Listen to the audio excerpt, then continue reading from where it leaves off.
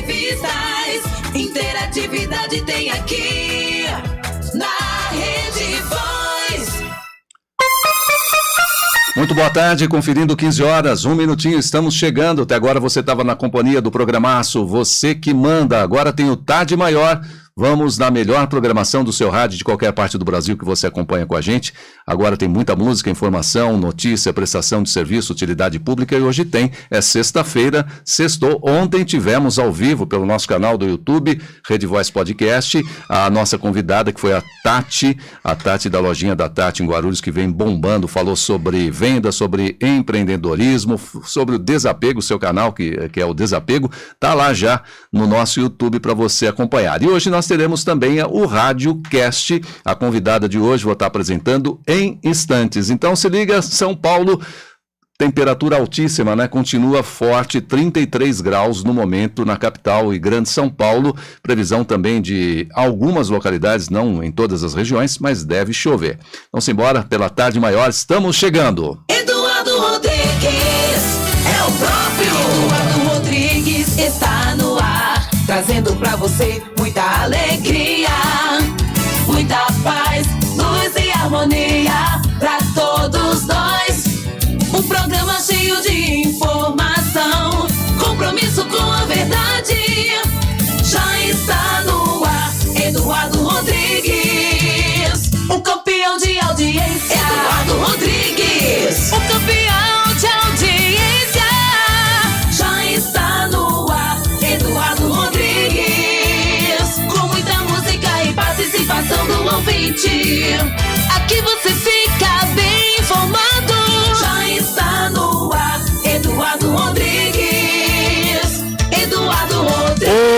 Opa, agora sim, chegando pela Grande São Paulo, pelo Tarde Maior, muito bom estar com você nesta sexta-feira, hoje vivendo uma tarde quente, ensolarada também pela Grande São Paulo, marcando 33 graus. Estamos na próxima região da Serra da Cantareira, em Guarulhos. Você que conhece a região, próximo a Fernão Dias, Dutra, Shopping Internacional de Guarulhos, né? Fazendo quase 2 anos que estamos por aqui. Seja bem-vindo, você que acompanha a nossa programação. Obrigado pela sua audiência. Olha, a programação é aberta 24 horas no ar. O pessoal manda muita mensagem querendo saber sobre as músicas e como participar. Tem as formas. Você que está ouvindo pela plataforma que é o www.redvoice.com.br, você pode participar pelo chat.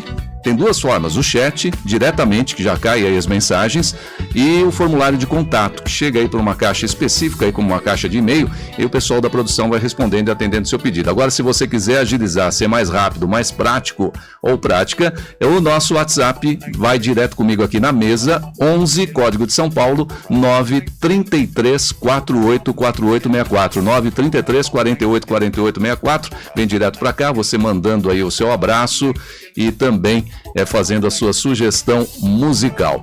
A produção na Rede Voice de Rádio, Alice, também junto comigo hoje no RádioCast, está o Júlio Corujão, e a partir de agora estamos juntos pela programação da Tarde Maior. Olha, hoje além das músicas, informações, notícias, prestação de serviço, tempo, temperatura, horóscopo, utilidades aí no seu dia a dia, as notícias e os comentários que sempre estamos fazendo aqui pela programação da Rede Voz de Rádio pela Tarde Maior. No RádioCast, daqui a pouquinho eu vou estar entrevistando e falando e apresentando a neuropsicopedagoga. Você vai ficar sabendo o que faz nessa profissão, uma profissão, né?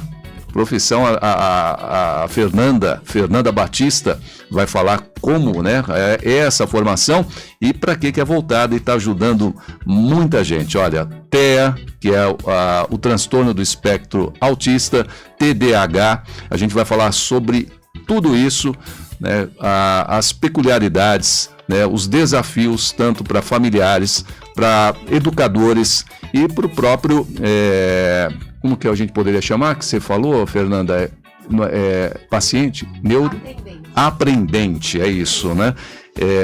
Então é um assunto, a gente teve aqui com um vereador que infelizmente ele não se reelegeu, que é o Jorginho Mota.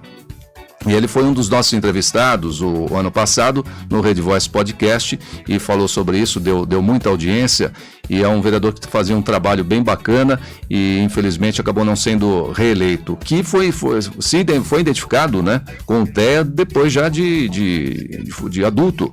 Foi levar o filho dele, havia uma suspeita e depois ele foi identificado também. É uma história bem interessante. Mas a gente vai falar sobre isso dentro da programação da Tarde Maior. Então chega junto que a partir de agora tem muita música, informação e prestação de serviço. Já passei o WhatsApp, você participa com a gente e vamos junto. Vem pra cá!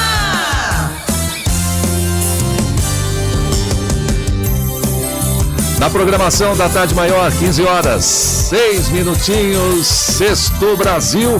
Simbora, a gente abre com a programação de Coldplay na Rede Voice de Rádio.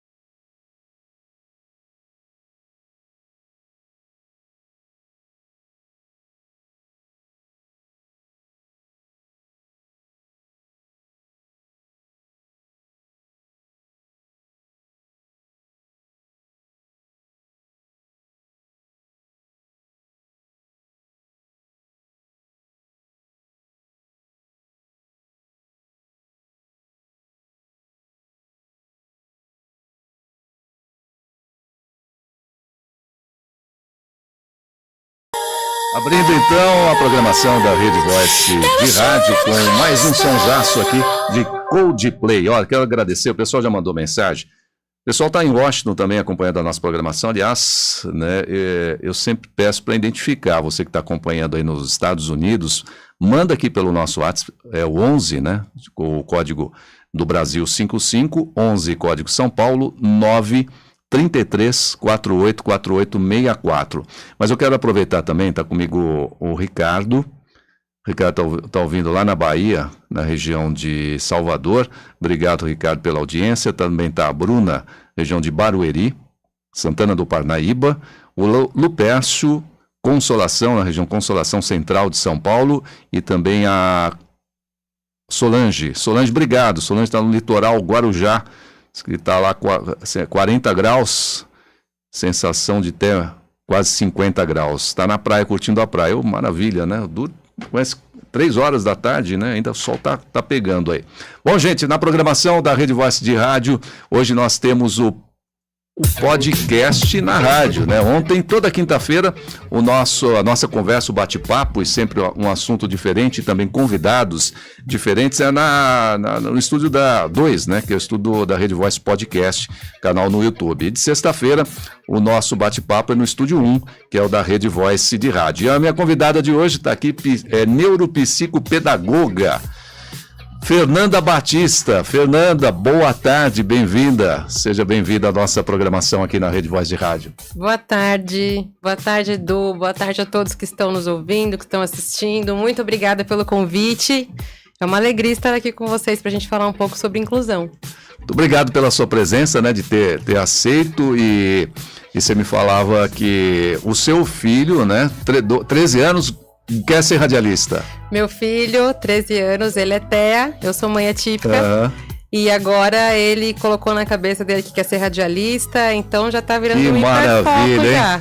Se ele tivesse, ele estava na escola agora? Tá na escola. Puxa, que horário que ele estuda? Ele estuda da 1 da tarde até as 18h20. Ah, tá, que pena, né? Mas quem sabe numa outra oportunidade ele vem aqui, né? Com certeza. Eu peguei o gostinho de rádio mais ou menos na cidade, acho que um pouquinho mais cedo, acho que uns 11, 12 anos. Ai, que legal. Eu já ficava brincando em casa, quando meu pai comprou um aparelho antigo, aqueles 3-em-1, de última geração, que vinha tudo no aparelho, até o plug para colocar microfone externo. Eu começava a fazer programa de rádio imitando os locutores, e assim fiz depois o curso de locução profissionalizante, né? Já se vai 30 e tantos anos de profissão. Caramba! Né? Comecei pequeno também numa rádio, a Rádio de Guarulhos, a Rádio Boa Nova, junto com um conhecido nosso da época, era vizinho e era radialista. Me levou dele, minha mãe falou, o apelido dele era Faísca, né? Faísca, pelo amor de Deus, leva esse menino aqui lá para fazer o programa com você. E quando eu entrei no estúdio de rádio, eu me apaixonei, né? Olha, vou trazer o Murilão aqui. Quem sabe sai mais um radialista aí. É isso aí. Isso aí, não deixar o rádio morrer, né? É isso, é porque isso. Rádio... E ele gosta muito de ouvir rádio, mas rádio da rádio mesmo. Gosta de rádio mesmo. Gosta das propagandas, ele fica brincando de anúncio, ele gosta muito. Já tá no sangue então. Pode trazer aí, que a gente vai treinar ele. Porque o rádio com essa molecada nova, né, com o crescimento da internet, das mídias sociais e plataformas aí como Spotify, vai meio que distanciando, né, os jovens, a molecada do rádio em si, do rádio raiz, do dial, de ouvir no dial, de ouvir no carro, de ouvir em casa, né? Infelizmente, né? Alguns falam que o rádio sempre se reinventou, e talvez seja verdade, né? Já passou por várias transformações. Quando surgiu a televisão na década de, acho que 1970, né? 60 ou 70, não me lembro agora, já falava que o rádio ia morrer, ia acabar, e o rádio persistiu, tá aí até hoje. Então, que não morra, né? Que sobreviva e que se renove. É isso. Mas traz o garoto, como que ele chama? Murilo. Traz o Murilo aí sim, uma hora. Vamos falar agora sobre neuropsicopedagoga, né? Que é a sua profissão, que você falou que envolve os trabalhos aí, né? O estudo de neurociência, psicologia e pedagogia, é isso? Exatamente. A neuropsicopedagogia é uma área que envolve esses 3 embasamentos. Então, no nosso trabalho, tem questões voltadas para a neurociência. Nós estudamos muito sobre neurociência, sobre pedagogia e sobre psicologia. É um trabalho voltado assim para questões de transtornos de neurodesenvolvimento. Certo. Então, assim, não entra tanto na parte emocional, porque isso é mais voltado para a psicologia em si. A gente junta tudo. Então, a partir disso, desses estudos, a partir dessa base, nós conseguimos trabalhar questões voltadas para a área pedagógica, para a área escolar, para a área de interação social, não só pensando em crianças, mas crianças, jovens, adultos. Eu tenho recebido muitas mensagens de adultos que agora percebem alguns sinais de TEA ou até de deficiência intelectual mesmo, e que buscam por uma ajuda. E aí, no nosso trabalho, a gente consegue fazer isso. A gente faz rastreios, faz testes, faz atendimentos, intervenções, para ajudar que a pessoa consiga se descobrir, se autoconhecer. É o autoconhecimento. Quando eu vi, né, que me passaram da convidada, que a produção, né, faz a identificação e faz os convites, tal, me passam, quem vem é fulano, fulana, a profissão dela é isso, tal, neuropsicopedagoga. Aí você me passou, eu tinha comigo que teria que ser de formação, por exemplo, uma psicóloga, certo. E não necessariamente, né, que esse é um curso de especialização. Então pode ser uma psicóloga, pode ser uma neuro também, psicopedagoga, como pode ser um educador também pode ser, né? Então não há um pedagogo, não há necessidade de ter a formação de psicologia ou ser um médico também, um psiquiatra também não tem nada a ver. Isso não, exatamente. Tanto muitos professores acabam entrando nessa área, até para se aprofundar mesmo na questão de educação inclusiva, Sim. porque na nossa realidade hoje em dia nós temos salas de aula lotadas, e que tem também crianças com deficiência, né? A gente precisa se aperfeiçoar, a gente precisa estudar, a gente precisa buscar conhecimento. Então, muitos professores buscam por essa área da neuropsicopedagogia, certo. Mas não necessariamente é para professor ou é só para psicólogo. Psicólogo também faz por conhecimento e assim vai. Então, isso vem ajudar os vários profissionais em alguns setores para identificar, né? Por exemplo, em escolas, é de extrema necessidade que tenham profissionais assim. Total, Edu, até porque assim, a gente vive hoje no mundo, a gente sabe que muita gente fala assim, mas agora tudo é autismo, mas agora o autismo virou modinha. Não, o autismo sempre existiu. Eu ia te perguntar isso já. Né? Porque antigamente ninguém se ouvia falar. O nome era até outro, né? Quando se identificavam um autista. Na verdade, há muitos autistas. Há muitos anos atrás, a gente for buscar lá na história, eram tratados como pessoas com demência ou como pessoas que eram tidas como loucas na época, que ficavam em manicômios, em espaços psiquiátricos. E, na verdade, quando a gente olha hoje para essa realidade lá de trás, estou indo lá atrás, são pessoas que tinham características de autismo, um autismo nível 3 de suporte, ou até um autismo de nível 2, mas que não era trabalhado, que não tinha lá os acompanhamentos necessários, e daí a pessoa acabava regredindo e se afastava da sociedade. Era praxe das famílias. Tirava de perto. Tirar do convívio social. E, então, com relação à pergunta, eu falei, por que agora, né, tem tanto autista? Porque tem tantas pessoas com o TDAH. Sim. Né? Então, na verdade, sempre existiu. É que não era identificado. Existiu. Isso. Eu vi essa semana um vídeo da deputada estadual, acho que a deputada estadual, Andréia Werner, que ela trabalha muito, ela luta muito pela causa. E ela disse uma frase que me impactou muito. Ela fala assim, o autismo sempre existiu, mas não era diagnosticado corretamente. Então, o que não existiam eram profissionais que sabiam, que tinham capacidade para trazer estes diagnósticos, mas sempre existiu. A gente estava conversando, eu até comentei contigo que eu tenho TDAH, eu sou uma mulher neurodivergente. Você descobriu recentemente? Descobri também. Na fase adulta. Por quê? Porque quando eu era criança, na minha época de escola, eu era avoada, eu era aquela que falava demais, eu era aquela que... sempre tive muita dificuldade com matemática, eu era desligada. Certo. Então eu podia ficar lá horas e horas tentando memorizar a tabuada, que antigamente a gente aprendia assim. Não aprendia, né? E não aprendia. E aí eu era aquela assim que eu era muito rotulada. Antes tinha que decorar, né? Tinha que decorar a tabuada. E você não conseguia? De jeito até hoje. Eu tenho muita dificuldade com cálculos. Meus amigos, a minha família, as pessoas que convivem comigo, sempre dão risada. Porque conta simples, eu tenho que parar pra pensar e eu ainda faço errado. Você tá contando, tô lembrando exatamente igual a minha filha, né? Que eu te comentava aqui antes, é igualzinha. E muito desligada. Não aprendia de jeito nenhum. Não, memória é péssima. Minha memória é péssima. E isso por conta do TDAH. Por conta do TDAH. E o TDAH não é frescura, não é modinha, assim como o autismo, ou assim como outros transtornos que existem. Mas é alguma coisa no funcionamento cerebral, é como se fossem vários fiozinhos, né? Pra gente explicar de um jeito mais fácil. O nosso cérebro é composto de vários fiozinhos. E aí os fiozinhos estão todos lá. Na minha cabeça, na sua cabeça, na cabeça de todo mundo. Só que quem tem TDAH tem alguma conexão ali que tá fora do lugar. Não estão se falando. Não estão se falando. Certo. Tem um exemplo bacana que eu aprendi também quando eu estava buscando entender um pouco mais sobre autismo pro meu filho. Se a gente pensar em uma casa em construção, por exemplo. Primeiro começa ali com alicerce e tal, vai subindo as paredes. Aí chega a hora da parte elétrica. Vamos supor. Aí o eletricista vai lá, vou falar de um jeito bem popular, tá? Porque não é a minha área de atuação. Só para explicar, para elucidar. Só para ilustrar, isso. Tá. Chega lá aquela parte da luz. Então vai ter lá um fio que vai ser pro chuveiro, um fio que vai pros interruptores. Cada fio tem sua função. Vamos supor que nesse momento das conexões, o eletricista se desequilibrou, caiu e pá, conectou errado. Na hora que você acender a luz, apertar o interruptor, a casa vai entrar em curto. Entendi. Porque tá conectado, tá tudo lá, mas as conexões foram feitas de forma diferente. É assim que funciona o cérebro de uma pessoa neurodivergente. Pelos caminhos corretos aí, normais. Exatamente. Não precisa de um conserto, só precisa de ajustes. E aí esses ajustes cabem a nós, da sociedade, entender o que acontece com as pessoas que têm autismo, que têm TDAH, que têm DI, que têm Down, enfim, pessoas com deficiência. Eu acho que é nossa missão, é nosso papel, enquanto pessoas que não têm deficiência, se ajustar também para entender as especificidades desse público, dessas pessoas. Legal. Vamos começar falando então, né? A gente já abriu falando que vai falar sobre TDAH, TDAH e qual que é a outra mesmo?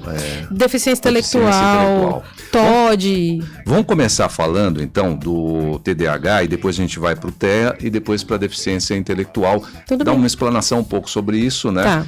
O que é, como funciona, como identificar, né? Como lidar com quem tem os sintomas que fala? Não. Os sinais. Os sinais, né? Os profissionais, né? Da área que podem ajudar nisso, os familiares e depois a gente vai avançando em todos os assuntos dentro da nossa conversa. E eu vou já aproveitando, enquanto eu falo com a Fernanda Batista, que é neuropsicopedagoga, e ela tem um trabalho bem legal, inclusive trabalho social, né? Que você vai falar um pouquinho daqui a pouquinho. Sim. É que a gente está tendo a transmissão, você que está ouvindo a gente pelo rádio, pela plataforma, que está ouvindo ou pelo nosso aplicativo, ou também pelas emissoras aí afiliadas, que retransmite total ou parcial nossa programação, no RádioCast, toda sexta-feira a gente está no YouTube. Então, se você for agora no nosso canal, que é o Rede Voice Cast, Rede Voice Podcast, no YouTube, você pode acompanhar a nossa entrevista, a nossa imagem aqui do estúdio, a minha e da Fernanda, ao vivo, tá? Então, vai no YouTube, Rede Voice Podcast, digita lá, acessa e pode fazer pergunta, tanto pelo WhatsApp, também pelo chat aí do YouTube. O Júlio, vou pedir para o Júlio, vai passando as informações, se tiver alguma coisa, pode participar. Qualquer dúvida que tiver com relação hoje ao assunto, que é o TEA, TDAH e também algum tipo de deficiência intelectual. Então, decifrando as siglas, né? Todo mundo conhece, eu tenho TDAH. O que é o TDAH, Fernanda? TDAH é transtorno de déficit de atenção e hiperatividade. Tá. E também tem 3 tipos, vamos pensar assim, só para ficar um pouco mais fácil, pra gente não chegar com palavras muito técnicas, né? Quando você fala assim, transtorno de déficit de atenção e hiperatividade, então quer dizer, a pessoa tem a falta de atenção e também é hiperativa. Só que hoje já existem estudos que falam assim, tem pessoas que têm só o déficit de atenção, tem pessoas que têm só hiperatividade e tem TDAH misto. Tá, pode ser separadamente cada uma delas. Pode, de repente aquela pessoa que é muito desligada, que não tem memória. Eu acho que assim, Edu, até assim, pra gente pensar nessa pauta, no geral até, acho que isso serve para todas o que a gente estava conversando. Vamos pensar na criança. Se a criança tem muita dificuldade na escola E aí a gente sabe que hoje as crianças não reprovam de ano mais, não Verdade. repetem. Então, assim, tem a progressão continuada. Vai até o ensino. Vai indo. Foi lá, 5º ano, 6º ano, 7º ano, 8º ano, vai indo. E continua uma pessoa com muita dificuldade na escola, alguma coisa tem que ser investigada. Eu acho que esse é o primeiro sinal. ponto de partida. Porque muita gente fala assim, meu filho não aprende, meu filho não vai. Alguma coisa tem. Todos os seres humanos, sem exceção, são capazes de aprender. Ponto. Se não aprende, se não vai de jeito nenhum, ou se é uma Alguma criança coisa. que é muito rebelde, que é muito peralta, alguma coisa tem que investigar. Porque todo mundo tem capacidade de aprender. E aí o TDAH, às vezes, é aquela criança, aquele indivíduo que é muito agitado, que desde pequenininho tinha dificuldade para dormir, é aquele bebê que não para quieto de jeito nenhum. Então já Sei. são sinais pra gente começar a pensar. Já começar a ficar ligado nisso daí, então. Já começar a ficar ligado. São sinais já desde pequeno, então. Desde pequeno, desde bebê, pequeno. pode-se dizer desde bebê? Desde bebê, a gente já nasce, né? Você já nasce com esse transtorno. E aí é engraçado porque eu vejo que, assim, falando especificamente do TDAH, que é o assunto que a gente entrou agora, hoje eu penso na minha infância. E eu sempre tive sinais. Só que a gente... Desses sinais também, de você era sim, desligada, muito agitada desligado. também? É engraçado porque muita gente acha que o TDAH é só aquela pessoa que nunca desliga. Mas tem o contraponto disso. Geralmente quem tem muito sono, porque a mente da pessoa com TDAH não para. Então acaba ficando sobrecarregado, então você dorme demais. Eu sou aquela dorminhoca. Dorme muito. Então, desde pequena, eu sempre gostei muito de dormir. Agora não dá porque a vida não permite, né? A gente fica adulto aí não dá mais. Aí você não consegue, né? Mas eu sempre fui assim. Ou é uma criança que não dorme ou uma criança que dorme demais. Existem alguns padrões. Todos nós somos seres únicos, singulares. Esse negócio de todo mundo é igual é mentira. Justamente o oposto. Ninguém é igual. Todos nós somos diferentes. Então são alguns sinais, por exemplo, os pais estão atentos, muita hiperatividade. Muita hiperatividade. Muito lenta também, muito lento. Isso, muita lentidão. E prestar atenção, eu acho que o maior sinal é o aprendizado. Existem alguns, por mais que nós todos somos diferentes, existem alguns padrões, entre aspas, que são esperados para a idade. Então a gente sabe que assim, com 6 meses a criança já tem que estar, o bebezinho já tem que estar começando a rolar, a querer engatinhar, por volta de 1 ano vai andando, e assim vai, sai da fralda com 1 ano e pouco. Então se isso sai muito do padrão, começa a falar ali com 1 ano e pouquinho também, ou se demora muito, ou se é muito antes, então já são alguns sinais para ficar em alerta. Agora, acontece muito também, né? Isso eu falo até por conhecimento de causa, que eu tenho em casa, né? Eu tenho 3 filhos, uma delas tem o TDAH. E o dela, acho que é esse aí que você falou, que é tudo junto e misturado, né? O que puder pôr lá, ela tem junto, né? Sim. E na escola, a gente via que ela tinha uma certa dificuldade, mas... ia para a escola e tentava ensinar muitas coisas. Eu briguei muito com ela porque não me conformava, né? Acabava de falar 200 vezes para ela uma liçãozinha que você estava ensinando e dali a pouco você perguntava, ela não lembrava de porcaria nenhuma. Chegava a brigar e ficar muito bravo mesmo, porque não aprendia. Sim. Né? Eu achava até que ela estava brincando, né? Eu ficava nervoso demais com isso. E na escola, minha esposa ia muito na escola e falava sobre isso. E na escola tinha o meu filho, que era mais velho, acho que 3 anos mais velho do que a Heloísa, que é o Gabriel, e ele ia muito bem, decorava tudo muito fácil, aprendia tudo muito fácil, e ela não, e a minha esposa ia falar isso com as professoras, as coordenadoras, até a direção, com a diretora, e elas não perceberam isso. E falava que isso, não, mãe, calma, isso é normal, cada um tem o seu tempo, cada um na sua hora, e ela vai aprender, e vai. E assim foi passando vários anos, e ela praticamente só no final, quando estava terminando o ensino médio, que, né, deu aquele estalo, minha esposa que percebeu, falou, não, tem alguma coisa de errado, e foi atrás, então, possivelmente, acho que foi uma profissional como você, foi num espaço ali em Santana, no Alto de Santana, e quando foi submetida a são testes, vários né? testes. Então, aí foi encaminhada, né? Depois, como que é esse trabalho, então? Que testes são? Né? O primeiro sinal é isso, né? Que você passou os sinais, ficar atento desde pequeno. Isso. Os pais não aceitam também, né? Tem alguns pais que não aceitam. Eu tenho na família... Essa é a parte mais difícil. Algumas pessoas... Agora já adolescente que A gente até acha que tem, mas os pais nunca se ligaram, né? Com isso tem uma certa resistência com relação ao TEA. Mas são sinais evidentes e os pais não percebem, né? Eu queria que você falasse também um pouco sobre isso, tanto com o TDAH como também como o TEA, essa né? parte A familiar. resistência dos pais, porque é ruim os pais não aceitarem, porque quem sai prejudicado é as mães, é a própria criança, né? O filho que vai sair prejudicado tanto na infância como na adolescência e depois, acho que pior ainda na vida adulta, você pode falar muito melhor com isso, tanto profissionalmente como você passou por isso. Sim, é porque a gente ainda tem muito tabu, eu diria até, essa questão de rotular, a gente tem muito medo. Vou trazer até a minha vivência enquanto mãe. Quando veio os primeiros sinais do Murilo, do meu filho mais velho, ele tinha 3 anos e foi na escola. Então, desde essa época, ele já passava horas e horas enfileirando carrinhos. Eu tenho várias fotos, vários vídeos dele pequenininho, colocando lá os carrinhos por cor. Sei. Ele não interagia, ele tinha pavor de faz de conta. Então, assim, até hoje, demorou muito tempo para ele começar a comer maçã, porque ele acredita que toda maçã foi envenenada pela madrasta amada Branca de Neve. Sei. Então, ele tinha muito medo de tudo isso. Só que aí, a professora me mostrou alguns sinais, né? Com muita delicadeza. A professora dele foi essencial nessa época. As 2 professoras, ele estudava em escola municipal, escola pública, da prefeitura.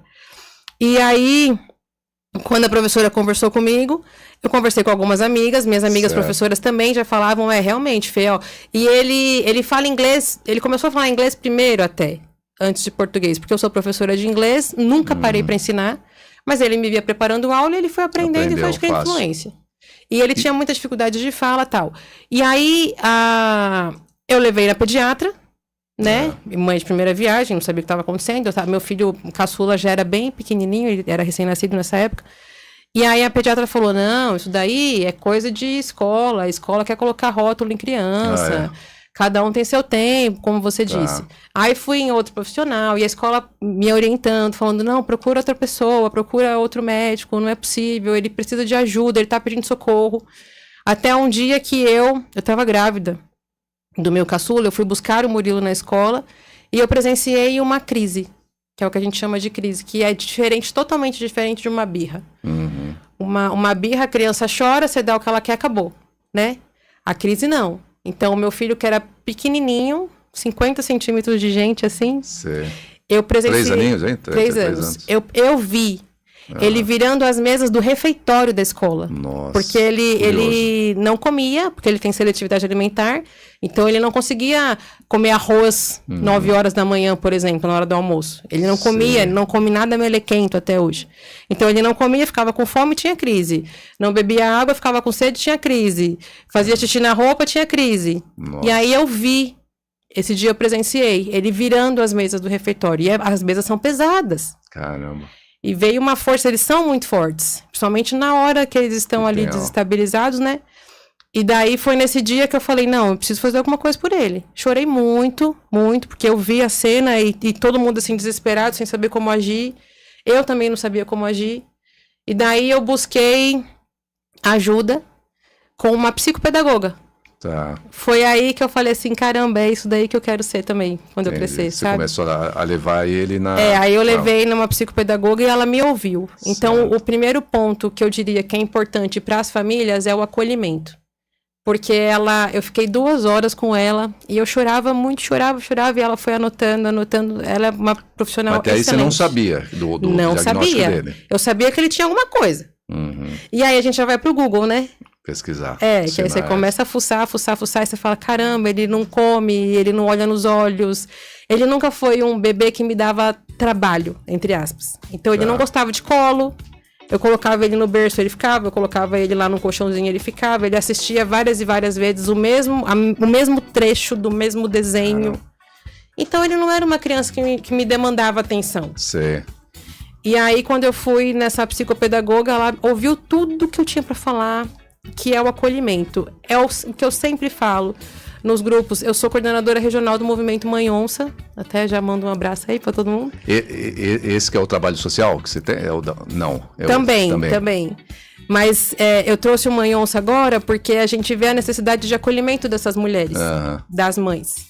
Certo. E o acolhimento é muito importante, porque essa profissional me ouviu. E é o que eu sempre prezo, a questão do acolhimento.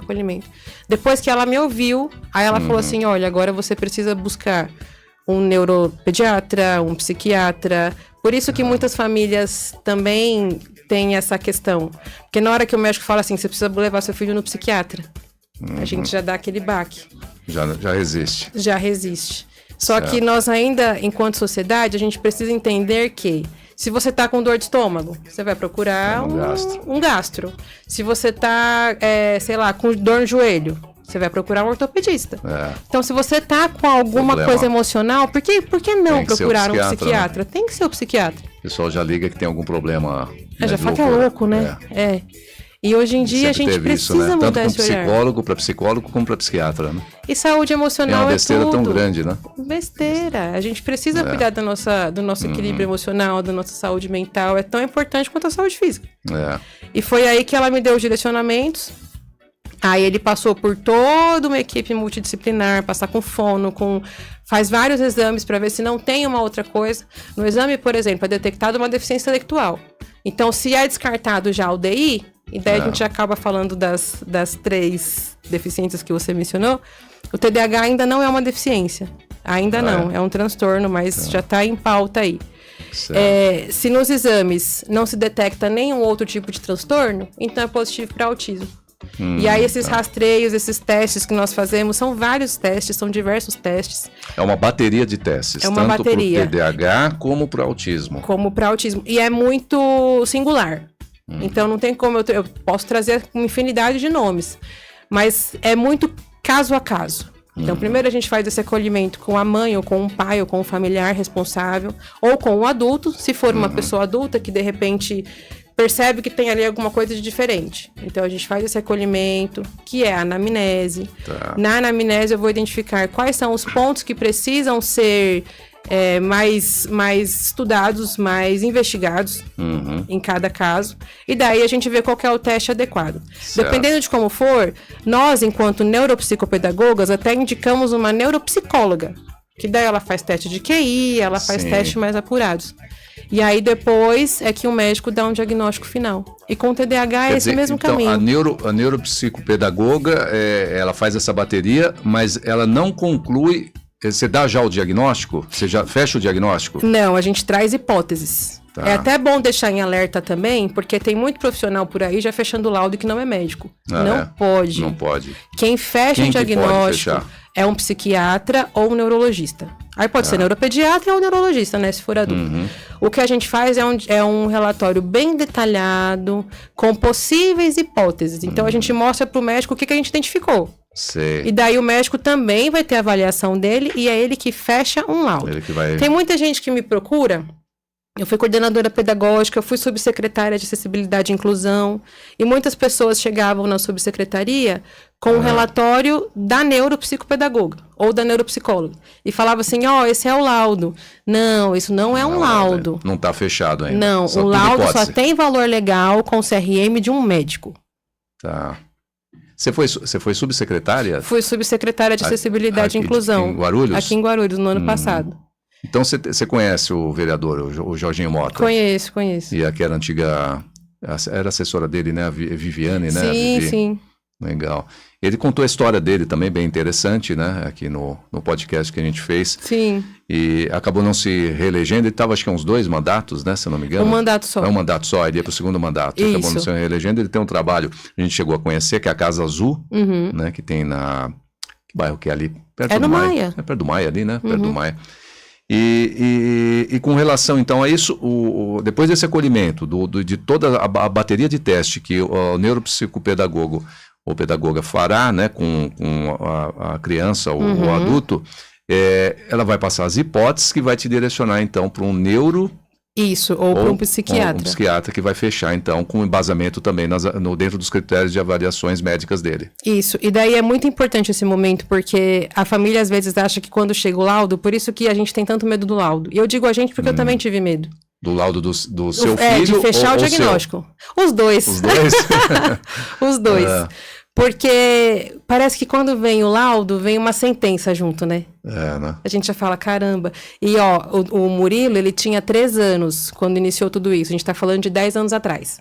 Há 10 anos atrás, não se falava nada sobre isso. Eu ainda acho que se fala muito pouco. Por isso que eu tô aqui pra gente conscientizar. Agora que vem se falando muito abertamente, vem abrindo, né? Há toda uma política por trás, né? De acolhimento e de casas, né? De institutos, né? De apoio. Não é hospital, né? Como é que chama? Centro de referência, Centro de referência, né? Que chama. Eu passei anteontem, a semana, acho que foi, eu fui lá no centro de São Paulo e voltando ali da Tiradentes... da Avenida Tiradentes, que cai na Praça Campos de Bagatelle ali, né? Bem na esquina, ao lado da faculdade ali, que acho que a Faculdade de Santana está fazendo um centro ali de atendimento do TEA. Ah, sim.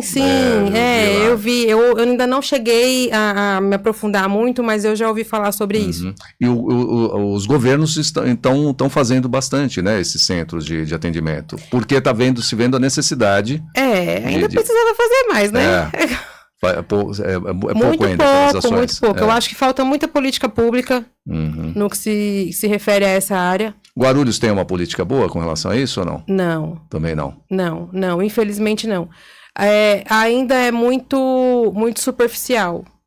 Tá. Então, no papel é tudo muito bonito, a teoria existe, mas quando a gente pega na prática mesmo, não funciona. Você entra numa sala de aula que tem 35 crianças e às vezes tem 7, 8 crianças com deficiência e que não tem um suporte, não tem... o professor não tem respaldo, ainda precisa muito. Alguns lugares do Brasil, sim, mas são poucos. Por exemplo, eu sei que no Sul tem um centro de referência top. Acho que Sorocaba, não sei se está fazendo ou se já foi concluído. Sempre no Sul, né? No Sul está sempre na frente aí de tudo. Nossa, né? E lá é incrível, assim, é de outro mundo. Eu tive recentemente lá em Curitiba, Santa Catarina. Em alguns pontos ali você acha que não é no Brasil, não é possível que é no Brasil, né? E é bem diferente, né? Porque isso não avança para todos os lados, para a região Sudeste, região Nordeste, né? Exato. Centro-Oeste, Norte. E precisa tanto. Se a gente for, assim, pensando numa região central, ainda está um pouquinho melhor, mas quando a gente vai para as áreas mais periféricas, então, nossa! Tem nada. Nada. E o número de crianças com deficiência, o número de crianças com transtorno, vamos pensar até no TDAH, que ainda não é uma deficiência, vem crescendo muito. Por N questões. Tem estudos que falam que é por conta da alimentação da gente, tem estudos que falam que é por conta da correria, mas ainda não tem nada, não tem é por isso e isso. Mas o que a gente sabe é que está aumentando. Essa semana eu cheguei a ver uma reportagem que em alguns lugares do mundo já está 50-50. 50% de indivíduos neurodivergentes e 50% de indivíduos neurotípicos. Com deficiência e sem deficiência. Tá. Então mas TDAH tem muito também? Muito. Eu tenho percebido, como é que a minha esposa, que é psicóloga, né? Eu tenho percebido muito, às vezes pode ser que não seja, mas eu percebo muito. Num simples pedido, às vezes, Fernanda, numa padaria, num restaurante, você acaba de fazer um pedido, ou não sei se aqui nos grandes centros, que também a pessoa é muita coisa ao mesmo tempo na cabeça, mas como as pessoas estão desligadas. Sim. Né? E às vezes até no trabalho diário, como a que a gente tem, no nosso trabalho mesmo, a gente fala alguma coisa para uma pessoa, você faz um pedido, explica, fala em bom tom, claramente, repete, e a pessoa te traz tudo trocado. Né? Isso acontece, eu vejo no meu dia a dia, eu percebo, eu fico muito atento nisso, e no meu dia a dia são poucas as pessoas que acabam fazendo certo isso daí. Será que tem a ver com o TDAH? Essas pessoas estão tendo alguma... sendo prejudicado pela essa modernidade, por essa correria? Será que tem essa deficiência também? Ou não? Às vezes é o estresse mesmo. Acho que as duas coisas, né? Acho que tem muita gente, como o meu caso, que não sabia que tinha ali um TDAH e que descobriu na fase adulta e que até hoje... Tem muita gente que fala assim, não, eu não vou atrás disso não, já vivi assim até hoje, então não vou buscar. Deixa assim. E a gente também tem que levar em consideração a questão do excesso de telas, né? Hoje em dia as pessoas acabam, assim, ficando mais distraídas, porque a gente tá o tempo inteiro ali no celular. A gente não estuda mais, a gente não lê livro, a gente não para conversar. As pessoas não param para conversar. Nem em casa, né? Às vezes nem com a própria família, né? Então. E aí eu acho que é uma junção de fatores. Pode ser TDAH, que não foi diagnosticado? Pode. Pode ser um déficit de atenção, ou pode ser uma desatenção mesmo, porque nós estamos perdendo o costume de estudar. Nós estamos perdendo o costume de exercitar o cérebro. Como lidar com isso no dia a dia? Que nem a hora que foi percebido, identificado um TDAH, por exemplo, como a família deve se portar quando recebe a notícia e como lidar com a pessoa, né, que é o aprendente, né? Sim. Lidar depois disso, que já tem o diagnóstico fechado, Fernanda. Muito bom.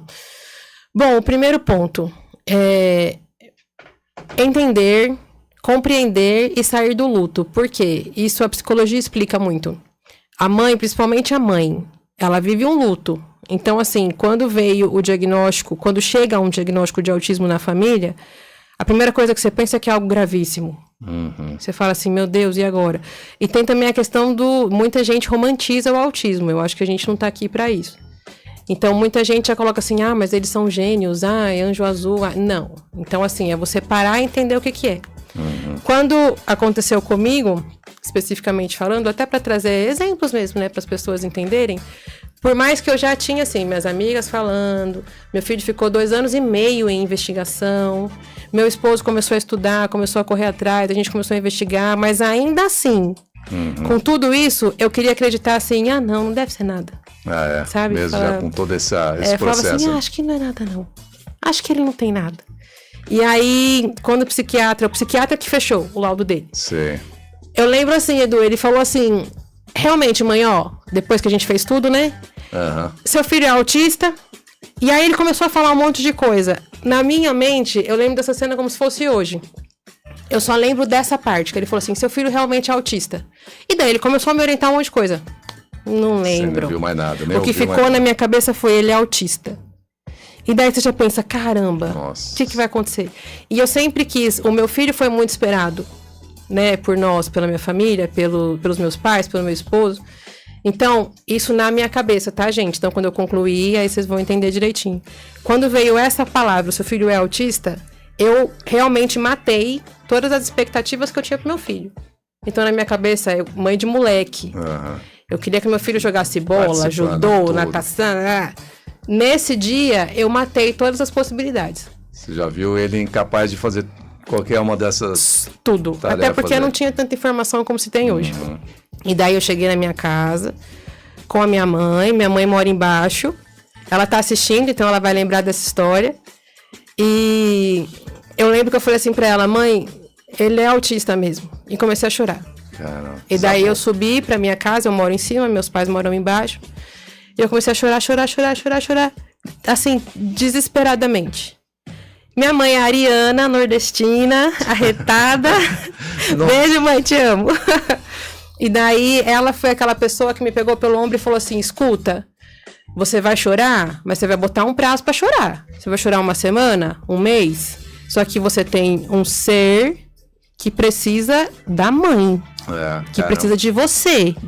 Foi bem racional, né? Bem racional. Então você vai botar um prazo pro teu choro. Depois você vai correr atrás. E aí, esse eu acho que seria, assim, um bom conselho, né? Um bom acolhimento para essas famílias.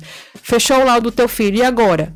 Respira fundo, tira o seu momento pra chorar e depois você tem que ir à luta. Pra assimilar, né? Tempo pra você assimilar isso daí. E aí né? É uma luta. Ele tá preparado, né? Pra algumas coisas, assim. Mesmo que chore, mas bem isso que sua mãe... Como chama sua mãe? Francisca. A dona Francisca falou, né? Você vai chorar, tá? Chorou, acabou, né? Agora um dia, vai. 2, 3 dias, 1 semana, que seja, 1 mês...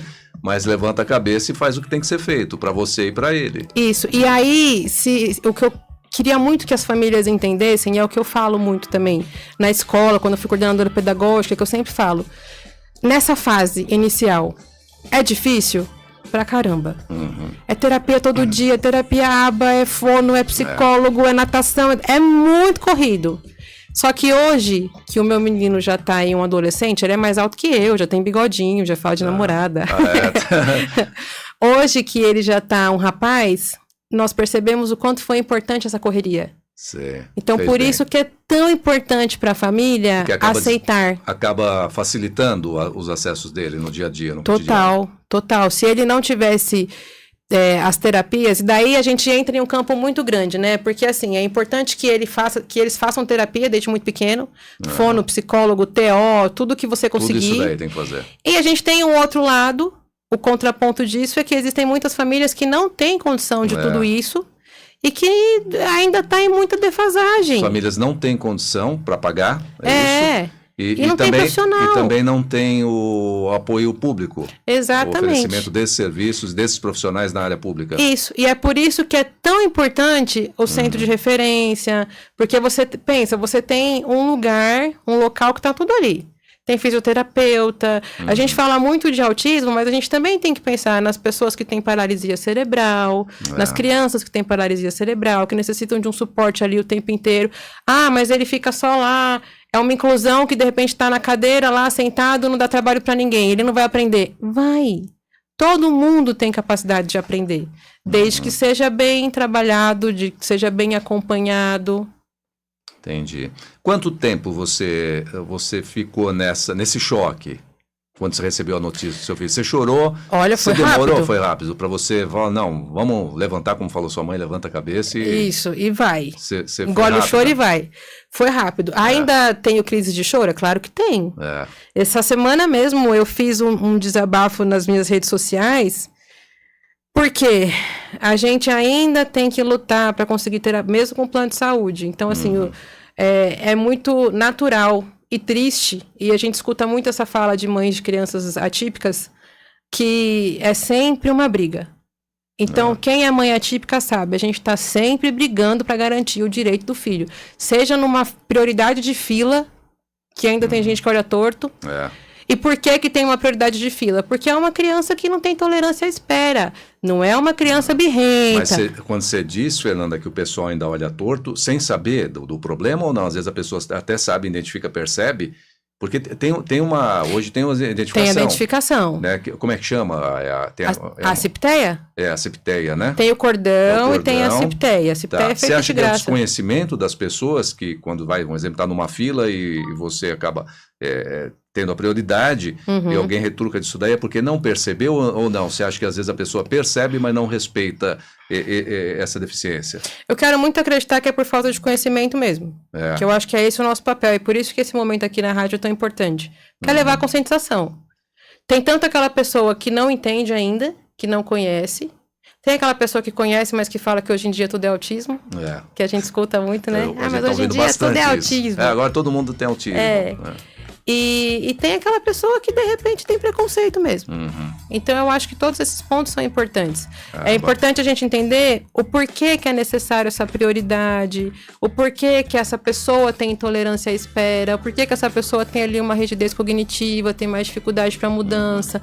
Não é porque ela quer, é porque o funcionamento cerebral é de uma forma diferente. E que precisa de adaptações, flexibilizações, que a gente chama. Isso para qualquer, tanto para o TEA como o TDAH também. O TDAH... Qual que você vê que tem, assim, maior dificuldade para lidar com preconceito, para lidar no dia a dia com as necessidades que a pessoa tem, dessas deficiências, que você percebe, olha, é mais difícil tanto para os pais como para quem sofre com autismo ou com TDAH? Eu acho que o mais difícil é o autismo. É o autismo. Porque ainda é muito singular. Eu sei que eu tô sempre repetindo essa palavra, mas é porque não tem uma outra forma de explicar. É muito individual. Não existe... Quando você tá com gripe, quais são os sintomas de gripe? Dor de cabeça, coriza, dengue, febre alta. O autismo não. Tem autista que fala demais, tem autista que não fala, tem autista que é verbal, tem autista que não é. Então é muito específico. E aí é muito desafiador lidar com tudo isso, tanto para a pessoa autista, quanto para quem convive. Não tem como, assim, não existe uma forma, não tem uma receita de bolo. Então não é porque o meu filho fazia aquele monte de terapia e que hoje ele identifica os momentos de crise dele, e ele sabe falar, quando ele tá muito angustiado, ele mesmo fala, me abraça, me aperta, que é como ele se acalma. Então isso funciona pro meu filho. Mas eu tenho aprendentes que não gostam de toque, que rejeitam toque. Não tem uma regra para todo mundo. Não. Por outro lado, eu tenho um outro aprendente que ele se regula quando a gente faz carinho. Então, assim, é muito complexo. É um mundo muito singular. E deve ser um papel bem difícil para os pais e familiares. Demais. E até, assim, É claro que o número de pais que se conscientizam tem aumentado, mas 70% dos casos fica para a mãe ter que cuidar de tudo. Ah, é? É. Engraçado. A maioria dos pais abandona. É mais uma, né, que tá falando, né? Nem a segunda, acho que já várias falas que a gente conversou, inclusive com o pessoal do Jorginho Mota que teve aqui, fala muito disso. Que lá no espaço deles, no Espaço Azul, elas percebiam sempre quem acompanhava os filhos nos atendimentos são as mães. Exato. Os pais eram raros, mas porque os homens não aguentam, pulam fora do convívio. A psicologia explica isso, né? Que a mulher vive o luto, ali aquele período de luto, mas aí é do luto à luta. Se rápido, prepara, vai rápido, em vez de brigar com o leão, você abraça o leão e chama o leão pra brigar junto. E o pai não. O pai já, ele realmente, o luto dele, ele mata todas as expectativas, as perspectivas que ele tinha desse filho, e ele resolve que ele não vai aguentar. Então, o número de mulheres que são abandonadas pelos parceiros... Ele foge mesmo do negócio, da luta. Foge e ainda atrapalha, né? A maioria das mães. Cara, aí fica difícil. Fugir tá bom, mas ia atrapalhar ainda, né? E ainda atrapalha. Que triste isso daí, viu? Fernanda... Mas tá mudando. Não vamos generalizar também, que eu conheço alguns pais aí que já... Meu marido é um parceiraço também, não posso deixar de mencionar. Não fugiu, não. Não fugiu, pelo contrário, ele é aquele que me coloca no eixo, assim, quando precisa. Legal, isso é muito bom. Que sirva de exemplo aí. Me diz uma coisa, você já enfrentou algum caso que te marcou profundamente, né? Que possa compartilhar, tanto nos seus atendimentos, como profissional de agora engasguei. Neuropsicopedagoga, ou no dia a dia, nas ruas, ou até mesmo com o seu filho, eu esqueci o nome dele. Murilo. Já. Eu venho de uma trajetória na educação, eu sou professora da rede municipal há quase 15 anos. E a gente sempre convive com crianças com deficiência, né? Com TEA, com Down, enfim. E tem as crianças que eu já atendi, eu fui professora do AE, fui coordenadora pedagógica, teve os casos da subsecretaria também, que eu convivo muito com a galerinha. Mas tem um caso específico que me marcou muito. Ele é autista de nível 3, agora já é um rapaz, e eu ainda acompanho, então assim, foi uma criança minha, mas que eu ainda converso, tenho muito carinho por essas mães, elas também estão me assistindo. Nível 3 já é o máximo? É o que antigamente se chamava de severo. Leve, moderado e severo, que graças a Deus caiu, né, tudo isso, porque o leve nem sempre é leve, e severo parece um peso, né? Demais. Mas é aquela criança que... Por que a gente chama de nível 3 de suporte? Aquela pessoa que precisa mais de suporte, de ajuda, de auxílio no dia a dia. Então, o nível 1 de suporte é que precisa de pouco suporte, o moderado é que precisa ali de razoável, né? E o severo, o nível 3, é o que precisa de muito suporte. E aí, eu falo muito de criança porque é a área de atuação que eu tive mais tempo. Eu comecei a atuar com adolescentes há pouco tempo. Esse caso específico era uma criança que não parava dentro de sala de aula, se autoagredia, não verbalizava, chorava muito. E aquela criança assim, sabe, que quando chega na escola todo mundo já fala, não tem mais jeito, não sei o que fazer com ele. Sei, nossa. E eu sempre falo, e eu sempre acredito, todo indivíduo tem a capacidade de aprender, só precisa de ajustes. Foi um mês pra gente conseguir um vínculo. Então ele vinha para os meus atendimentos, eu ficava lá com ele, não conseguia trabalhar muita coisa. No primeiro dia foi um caos. Por quê? Porque eu sou uma desconhecida. Então imagina assim, uma pessoa desconhecida chegando em você, querendo já... Você não sabe quem é, e a pessoa com TEA, eles entendem tudo o que está acontecendo. Tem muita gente que fala assim, não, vou conversar aqui e falar dessa criança, porque não, ele está entendendo tudo. Entende bem. Eles entendem tudo. E aí, o primeiro atendimento foi um caos, mas eu só falei pra mãe, na semana que vem você traz ele de novo, é assim mesmo. E a mãe chorava muito, porque ela não tinha orientação, ela não sabia pra onde ir. Foi uma dessas mulheres da estatística, foi abandonada pelo pai. Foi abandonada também. Pelo marido, aliás. E aí, na semana seguinte, ele veio de novo e também não olhava nos olhos, nada, não conversava, não interagia. E eu ali conversando, eu falava pra ele, eu não quero te machucar, eu sou sua amiga, eu tô aqui pra gente trabalhar. E parece que nada dava certo. Na terceira semana, aí já foi um pouco melhor. Começou a facilitar um pouco. Ele já me conhecia, ele já Certo. sabia o que tinha que fazer, e aí por isso que é tão importante ter uma rotina, ter uma previsibilidade. A partir do quarto atendimento é que as coisas começaram a melhorar. Sei. Depois de 1 mês e meio, mais ou menos, e eu sempre fazia a mesma proposta com ele, a mesma atividade. Depois de 1 mês e meio, durante uma proposta que a gente fez, uma atividade, e a gente trabalha muito com o reforço positivo. Então, quando eles conseguem, a gente sempre faz muita festa, porque Sim. o autista precisa entender, visualizar que ele conseguiu. Tá. E daí eu fiz uma proposta com ele, e eu comecei, parabéns, que legal. E fiquei feliz, fiz festa. E daí ele olhou pra mim e fez assim, ê, Fê. E ele não verbalizava. Cara, não falava nada, né? Nada. Ele olhou pra mim e ele me chamou de Chamou. Fê. Aham. E aí, depois desse dia, ele não sei se virou alguma chavinha na cabeça dele, nessa mesma semana. A mãe mandou um áudio pra mim chorando, agradecendo, porque ele falou, mãe. Ele olhou pra ela e falou, mãe. Chamou. E aí, Cara, depois... nunca tinha chamado. Quantos anos Não, ele já tinha? ele tava no terceiro ano, então uns 8, 9 anos, né? por aí. Caramba. Nossa, pra mãe Me deve ter marcou sido uma demais. emoção muito grande, né? E a gente finalizou o ano Nossa. com ele cantando. Nossa. Então, cara, assim, foi um trabalho árduo, mas que teve uma evolução muito. grande. Muito. E aí tem gente que fala, mas como que você conseguiu? Gente, é carinho, é dedicação, é passar confiança. No final do ano ele entrava na sala. É. Claro que ele tinha as especificidades dele. Sim. Mas ele já entrava na sala de aula, ele já andava de mão dada com os colegas. Ele era uma criança que ele tinha muita rejeição aos colegas. Aham. Então foi um trabalho assim, de uns 10 meses. Mas que Mas no que final teve um foi resultado. tão gratificante. Muito bom. Imagino pra família, né? É. O convívio dele, que facilitou em tudo, né? Com a família, na escola, principalmente, Sim, né? sim. E você tem contato com ele? Com eles, hein? Tem. né? Agora Tá ele bem. tá no 7º ano. Aham. A mãe também foi atrás, ele é bem assistido, faz terapias, faz acompanhamento. Onde ela consegue alguma ONG, alguma coisa assim gratuita, ela vai Ela atrás e tá consegue. acompanhando. Tá Legal. acompanhando. E o pai? Você reaproximou ou não? Não, nada. É mãe isso guerreira. triste, né? Fernanda, vamos falar sobre. A gente falou já um pouco, talvez a gente volte a falar ainda sobre o TEA, o TDAH. Sobre as outras. Quais seriam essas outras deficiências? Ai, tem tantas, né? A gente pode falar de síndrome de Down, que aí tem ali um pouco de deficiência intelectual. Síndrome de Down talvez seja menos difícil de descobrir, não de lidar, né? Porque tem tantos também desafios quanto. Sim. Mas porque tem fenótipo. O que é o fenótipo? As características. O autismo não tem cara. Uhum. Então, às vezes a gente fala assim, mas nem parece autista. Mas o que é parecer Porque não autista? tem, né? Porque não O tem. Down. O Down tem um fenótipo.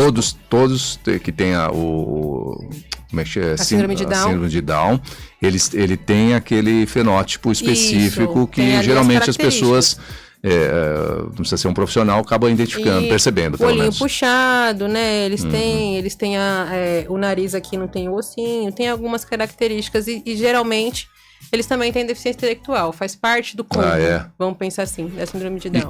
Esse nível varia da deficiência intelectual de cada um ou não? Varia, mas vai muito de acordo com as intervenções realizadas, os estímulos. Mas tem muito Down que acaba se formando, né? Até na faculdade. Assim como autistas, assim como pessoas com paralisia cerebral, assim como pessoas com... Se a gente for entrar no mundo das deficiências, tem uma infinidade aí. E que é muito pouco falado. Por isso que a gente tem que conscientizar, por isso que a gente também eu tenho projetos voltados para conscientização, porque a informação é necessária. E por que não tem, você fala, a informação é necessária, por que não se tem essa informação? Quem deveria, a partir de onde essa informação? Para que se popularizasse e que todos tivessem um acesso melhor nos atendimentos e no convívio, né? Com escola, com faculdade, com trabalho. O que falta nisso daí? São campanhas, parte do governo? Sim, eu acredito que sim. Eu acho que a gente tem que partir da base. A base é o quê? Saúde e educação. Então, mais campanhas, olhar para esses profissionais, para os profissionais da saúde, para os professores, para quem está ali na linha de frente mesmo, escola e saúde, né? Nas UBSs, nos postos, que são as pessoas que fazem esse tipo de atendimento. Então, a gente tinha que dar mais suporte, dar mais formações, capacitações, levar informação. Porque aí essas informações são multiplicadas. A gente faz palestras, eu faço palestras, e eu vejo que ainda tem muita necessidade disso, as pessoas têm muita dúvida.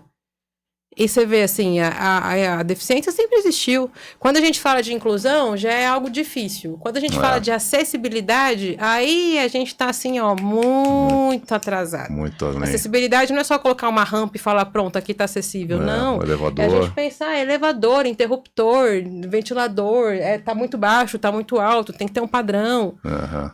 Condomínios, a gente tá muito atrás quando fala de acessibilidade. Consegue andar nem na rua, né? Nem nas próprias calçadas, né? Pelo menos aqui na cidade. E a gente maior. pensa em cadeirante, em pessoas que têm nanismo, em pessoas que têm doenças raras, tem tanta coisa. E tem muita gente que está escondido dentro de casa porque tem medo do mundo, porque o mundo não é inclusivo. Se teve uma boa evolução, né, com relação a isso. Hoje a gente tem alguns transporte público, né, alguns acessos, mas ainda está muito, você percebe que está ainda muito distante do razoável, ainda não vou falar nem do ideal, que o ideal a gente está muito longe, mas do razoável ainda está bem longe. É muito difícil, muito difícil. Essas pessoas que têm deficiência têm que ter muita vontade, né, de vencer. A gente teve a história do Firmino, você conhece o Firmino? Sim. Que ele foi secretário também, né? Sim. É esposo da Silvana Mesquita, que foi vereadora, né? Que é deficiente, né? Cadeirante. E ele teve aqui no podcast, falou também sobre a sua história e as dificuldades. Ele foi um cara muito raçudo, que eu lembro do Firmino, que era morador aqui do mesmo bairro. Ele andava, hoje tem uma cadeira elétrica, facilita tal, mas há muitos anos atrás, muitos anos mesmo, ele andava com skate, né, em cima de um skate pelas ruas. E a dificuldade e rodando pela rua com perigo, né, de acidente. Ele ia fazer o seu trabalho, ele subia no ônibus, tentava subir no ônibus e ia com o skatinho ali empurrando com o braço. Então é um absurdo, né? É um absurdo. A gente tem um podcast, chama Conscientização, porque assim, a gente está começando ainda, é um projeto nosso, mas já tem o nosso perfil no Instagram e nós fizemos uma gravação com uma moça, o nome dela é Juliane, ela deve estar ouvindo a gente também, e a Ju gentilmente, generosamente, compartilhou um momento do dia dela comigo, minha amiga de muito tempo. Ela se tornou uma mulher com deficiência pós-Covid. Ah, é? Depois da Covid? Depois da Covid. O esposo dela, infelizmente, faleceu. Nossa. E ela teve Covid. E dentro da história dela, resumindo assim, ela teve várias complicações no Covid. A gente chegou até a pensar o pior mesmo, mas ela forte ali. E hoje ela precisa de apoio para andar. Ela tem dificuldade de locomoção. Então o carro dela é adaptado. Tá. Ela conseguiu buscar caminhos porque ela tinha uma vida totalmente independente. E ela continua tendo a vida que ela tinha. Sabe? Tem ali a correria dela. É mãe atípica, o filho dela é autista. Nossa. E aí eu acompanhei um dia com ela. A gente foi tomar um café e tal. E a gente foi no carro dela, ela foi dirigindo. Daí eu vi a dificuldade que é. Sabe? É tudo aqui na mão. E daí a gente pensa assim, que legal, o carro dela é adaptado. Aí você fala assim, beleza, o carro dela é adaptado, ela conseguiu tal. Só que acompanhando, a gente vê o quanto é difícil.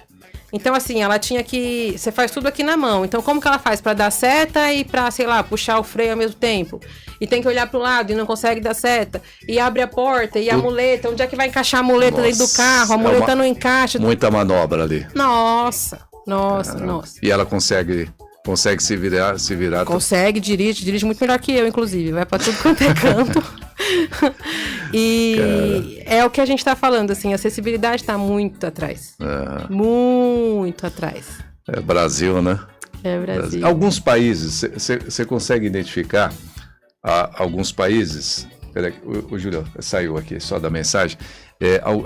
Quais países que, por exemplo, você poderia citar, falou, olha, o Eduardo, o Brasil tinha que seguir nessa linha para que a gente pudesse oferecer condições melhores, né, para o pessoal que é acometido aí com TEA, com TDAH ou qualquer outro tipo de deficiência. Quem que seria exemplo? Alguns exemplos, olha, esses países estão no caminho certo. A gente tem que pensar nos países europeus, mas aí é muito complicado a gente comparar tudo. Porque, por exemplo, eu sempre usava exemplos dos Estados Unidos, porque uma pessoa que nasce com deficiência nos Estados Unidos, automaticamente o governo já tem o direito de ter um benefício, já começa por aí. que o benefício é para a pessoa com deficiência. Tá. Aqui no Brasil, não. Para você conseguir um benefício, você tem que viver em condição de miserabilidade. Tem que ter, tá ali... Uma renda baixíssima. Então, muitas pessoas não conseguem o benefício, só que se você tem uma renda tão baixa assim, você consegue o benefício, mas ainda assim, com esse valor, você não vai conseguir dar uma vida digna para uma pessoa com deficiência. Você não vai conseguir pagar uma boa clínica, um bom acompanhamento, não vai. Então, eu sempre falava, eu usava esse exemplo dos Estados Unidos, pensando assim, porque lá automaticamente, o indivíduo nasceu com deficiência ou foi diagnosticado, ele já tem o benefício do governo. De imediato. Só que aí, conversando com uma amiga que é professora lá, ela falou e lá tem o homeschooling, né? Que a gente sempre fala que, seria muito melhor e tal. E aí, conversando com uma amiga que é professora lá, ela falou, não funciona, Nanda, não funciona. A inclusão daqui também é muito difícil, as pessoas são muito preconceituosas. O homeschooling não é isso que a gente imagina. Na verdade, é só porque a criança não tem que conviver com os outros. Então, ela fica ali isolada. Então, é muito difícil eu te trazer assim, eu acho que esse país tem que ser exemplo quando se fala de acessibilidade e inclusão. É muito complicado. Os países europeus até que tem um pouco mais. Mais que os Estados Unidos? Mais. Mas aí são países o quê? Suíça, Alemanha? Exatamente, E aí é difícil a gente comparar, né? Com o Brasil, porque a nossa realidade é muito discrepante. São países menores, o nosso país é muito grande. A geografia também aqui é demais. Os interesses também são outros, né? A cultura é outra. O pessoal entra no governo já pensando na reeleição, no sucessor, né? E aí a inclusão de verdade, quem é que faz? A inclusão de verdade, de fato. Será que realmente o cara que estava ali na política, ele tinha esse interesse de fazer uma inclusão de verdade ou é só para conseguir voto? Então é muito difícil. Complicado. Fernanda, deixa eu só ter algumas mensagens aqui da Juliana Moreno. Ela que eu acabei de falar. A Juliana, que você está falando agora. A Juliane, que gentilmente cedeu um dia. Beijo, Ju. A Juliana que teve a Covid, é isso ou não? Isso, ela mesmo. Tá. Ela fala assim, a Fernanda é top. Mãe neurodivergente, mãe atípica e neuropsicopedagoga.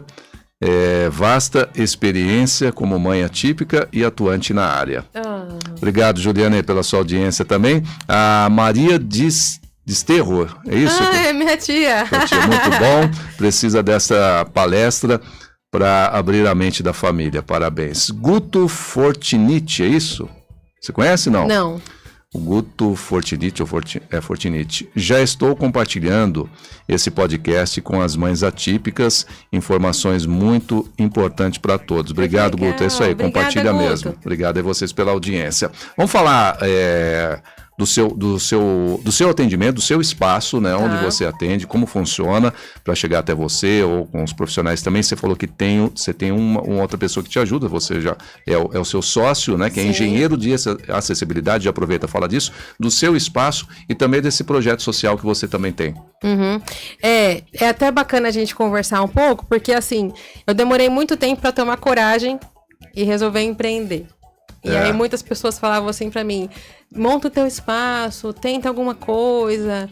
Mas para você empreender, porque você é funcionária. Eu sou servidora municipal. Servidora municipal da área de educação. Professora. Eu sou professora, atualmente eu estou no CEL, eu sou professora de inglês. De inglês. Eu atuo no CEL Presidente Dutra e no CEL São Domingos, inclusive com um trabalho voltado para as pessoas com deficiência, no ensino de língua inglesa. Muito bom. No CEL São Domingos. E esse ano eu optei por trabalhar meio período, né? Porque na prefeitura a gente tem essa possibilidade enquanto professora. Sua carga horária era de quantas horas? 8? Não, de 6 horas por dia. Eu trabalho das 7 a 1. E daí à tarde eu vou para esse espaço que foi sublocado. E aí uma psicóloga, que a gente já fez várias palestras juntas, ela me convidou para trabalhar ali junto com ela, para sublocar. Ela foi uma dessas pessoas que me deu muito incentivo. Que falou assim, não, tenta alguma coisa, vai dar certo e tal. E daí eu comecei com os atendimentos particulares, aqui no centro de Guarulhos. Eu faço um trabalho totalmente individualizado. O seu espaço é no centro de Guarulhos. No centro de Guarulhos, isso. Onde no você Center leciona, 3. você está lá no parque, como que chama o bairro? Lá no São Domingos. São Domingos. Lá eu sou a professora. Aí, para a parte da tarde, você vem aqui para a região central. Inclusive é até legal convidar também o pessoal, porque os CELs daqui da cidade estão com inscrições abertas para fazer várias atividades. Então tem aula de balé, tem aula de idioma, tem aula de música. Então é bacana também pra gente sair de casa, né? Tem piscina, tem várias coisas. E daí de manhã eu tô ali no CEL como professora e à tarde eu venho aqui pro meu espaço aqui no centro de Guarulhos, perto da Guarupaz. Guarupaz. Isso. Guarupaz na rua Silvestre Calmon de Vasconcelos. Isso, ali mesmo, no Guaru Center 3. Eu nunca lembro se é Silvestre Vasconcelos Calmon ou se... Mas Silvestre Vasconcelos Calmon ou Silvestre Calmon Vasconcelos, eu também troco isso daí. O meu pequeno que me ajuda, Gabriel. Mas você troca porque você tem por causa do TDAH ou não? Será que é um sintoma? Eu tenho uma desculpa, né? Por conta do TDAH. Mas é na Silvestre Calmon, onde tem a Guarupaz ali, que todo mundo conhece. Isso, daí ali eu faço atendimento. É no Kilby, lá naquele prédio? Não, no Guaru Center. No Guaru Center, do lado ali. Isso. E daí é um espaço, os atendimentos são todos individualizados, e dali eu faço tanto as avaliações, então de repente a escola falou lá para a mãe, olha, o seu filho não aprende, ele tem dificuldade, ele não se concentra, ele não para quieto, ou ele não interage, então eu faço a avaliação dura ali de 6 a 8 atendimentos, e aí depois da avaliação eu faço um relatório bem detalhado, e a mãe encaminha para um médico, que a gente também tem algumas parcerias, e aí depois nós continuamos com as intervenções, com os acompanhamentos. Qual que é o papel da neuropsicopedagoga? É você trabalhar para que o seu aprendente não precise de você. Tá. Então, o que a gente faz? A nossa intenção é justamente que ele crie asas. Então, a gente trabalha para isso. Para que ele caminhe. Para sanar as dificuldades e para que ele consiga caminhar sozinho. E aí lá é um trabalho totalmente individualizado, são 40 minutos de atendimento, 50 minutos de atendimento, dependendo do caso. É uma vez por semana? Uma vez por semana. A gente sabe que hoje... Cada ida do aprendente é normalmente uma vez por semana. Isso. Tá. A gente sabe que, assim, hoje em dia tem bastante clínica, porque infelizmente essa área também virou lucro, né? E aí as clínicas estão abarrotadas aí, mas aí colocam 4, 5 crianças, atendimento de meia hora, aquela correria, o profissional fica descabelado. Atendimento em massa que não... recentemente teve um caso aí que circulou nas redes sociais de psicólogas que zombaram de uma criança. Então eu acredito muito nesse tipo de trabalho individualizado, e é por isso que eu faço esse trabalho hoje. Com crianças, com jovens. Eu tenho bastante aprendente, Edu, de 13, 14 anos. Os adolescentes já. Que é aquele adolescente que está cada vez mais fechado. Sim. A gente sabe que, infelizmente, o número de autistas de nível 1 nessa fase que cometem suicídio é um índice muito grande. Tem muito suicídio de autistas? Até dói de falar. Nessa idade? Ali dos 14 até os 18 anos, porque é aquela fase que ninguém compreende. Essa fase já é difícil para qualquer pessoa. Adolescente, né, que a gente chama de virou aborrecente, né? Já é difícil para qualquer um. Já é difícil para qualquer um. E daí eles se sentem muito incompreendidos. Nossa. E aí eles se fecham e aí vai desencadeando dificuldade escolar, dificuldade de interação social, tal. Então eu tenho bastante jovenzinho também nessa idade, que eu faço esse trabalho de interação, de conversar, de auxiliar na escola. Por isso que a neuropsicopedagogia é bacana. Porque não é só a parte pedagógica, a gente trabalha várias áreas ali, de interação e tal. E muitos adultos me procuram para descobrir o que tem. A fala é sempre essa, eu quero me entender. Os assuntos, vem os adultos também. Vem, e aí nesse espaço eu faço esse trabalho.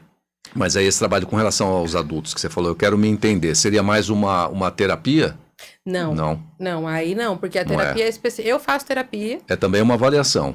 Você faz uma avaliação também com ele. É a avaliação. Ele quer entender por um possível deficiência que ele tenha exatamente. Também. Que não foi diagnosticada, né? Pode vir a ser ou não, pode ser descartada também. Pode ser descartada. Entendi. Mas às vezes é importante descobrir. Tem bastante adulto. Geralmente, quando eu vou convivendo com alguns adultos, o Ricardo, que faz esse trabalho comigo, que é essa parte... O Ricardo é teu sócio. Ele é engenheiro de acessibilidade. Qual que é o papel dele lá? Ele faz essa... Ele também é autista, se descobriu autista. De tanto que eu fiquei no pé dele também, de falar assim, tem traços aí, vai buscar. Ele não sabia e nem percebia nada, ou ele tinha alguma desconfiança? Eu não sei dizer se ele tinha alguma desconfiança, mas foi talvez. Você que deu uma cutucada aí para ele pesquisar. E aí, a maioria dos adultos que me procuram, ou quando eu falo assim, é melhor pesquisar, ver o que você tem aí. De todos esses casos, todos foi fechado um diagnóstico. Certo. Então, meu radar ali tá forte, né? Tá tendo uma visão boa aí. Os feedbacks são sempre positivos. Certo. E aí, essa parte de engenharia de acessibilidade é a parte que eu não domino. Então, eu faço essa parte mais de inclusão e tal. E a gente se dispõe para fazer palestras em empresas. A gente está começando agora. Estão fazendo palestras também com relação a essa tua parte que é Acessibilidade mais, e né, inclusão. específica, que é da inclusão, e a dele de acessibilidade, né? Isso. Em prédios, enfim, no dia a dia. Nosso Instagram, a gente está começando agora. Nessa semana a gente começou a divulgar mais. A gente fez ali um teaser explicando tudo que a gente vai fazer. É conscientização _cast. Conscientização sem acentuação gráfica, né? Conscientização _cast. E ali a gente vai fazer esse trabalho de levar a conscientização. A gente também tem, eu estava comentando contigo, bem cru, assim, a gente está começando, tentando construir um estúdio, fazendo uma coisa mais você nossa. Falou que já começou, você está com um projeto para um podcast. Isso, na área também de deficiências. A gente quer levar a conscientização. Então, a nossa intenção é receber pessoas que lutam pela causa, pessoas com deficiência, e não só falando de autismo. A gente quer abordar e não só um nicho específico. A gente já começou o projeto aí para o estúdio, para a construção do estúdio? Já, a gente está aí bem devagarinho ali, vai ser aqui engatinhando. Na região central ou lá no... Não, eu acho que a gente vai fazer mais, acho que é para São Miguel, é para os lados de lá ainda, a gente está pensando. Zona Leste. Mas a nossa intenção é receber convidados, é bater papo, é conversar com pessoas que são da causa, pessoas que lutam pela causa da pessoa com deficiência. E espalhar isso. Então, eu sou cofundadora do podcast, do Conscientização _cast. A gente está com uma ideia de fazer um projeto, porque eu sou coordenadora regional do movimento Mãe Onça. O que é o Mãe Onça? O Mãe Onça é um movimento que não existe só em Guarulhos. E foi muito bacana, porque eu entrei no movimento como mãe atípica. E aí, no ano passado, nós tivemos um seminário fantástico aqui em Guarulhos sobre autismo. Vieram só os feras da área. Onde foi esse seminário? Foi no Adamastor. Tá aqui, Adamastor Central. Excelente, Foi excelente. E nesse dia eu encontrei as fundadoras do Mãe Onça. E daí a gente conversando, eu falei assim, poxa, aqui em Guarulhos não tem nada, tal. E daí a gente pensou, então por que não faz alguma coisa aqui? E aí eu já tinha um grupo de mães, aí virou uma extensão do Mãe Onça. E o Mãe Onça tá aí se espalhando pelo Brasil, eu diria até, não só em São Paulo. É um movimento de mulheres atípicas, de mulheres que são mães atípicas. Amanhã nós vamos fazer uma trilha só de mulheres do Mãe Onça, que são mulheres que têm filhos com deficiência. E os filhos acompanham? Amanhã não, amanhã é um momento só da mãe. Só as mães, É que, querendo ou não, o coração já aperta, né? Que a gente tem que fazer toda uma logística. Quem vai ficar com o filho, como que vai ser. Mas a gente vai. Aonde que vai ser a trilha? Lá em Mogi. Mogi. A gente vai para uma cachoeira, vai passar um momento ali vai que nós, enquanto mães... logo cedo já sai com todo... Já sabe o número de mulheres que vão estar das mães? Não sei te dizer, mas a gente tem em torno de umas 10 a 15 mães que vão. E o intuito desse encontro é o quê? Para dar uma relaxada do dia a dia, ali já vai se conversando também, é um contato com a natureza, e já vai se conversando também sobre... Como facilitar tudo também para os dias? Vocês fazem essa junção? As fundadoras do Mãe Onça, a Dani, a Bruna e a Paty. A Dani e a Bruna principalmente, que elas iniciaram ali, a Paty chegou depois.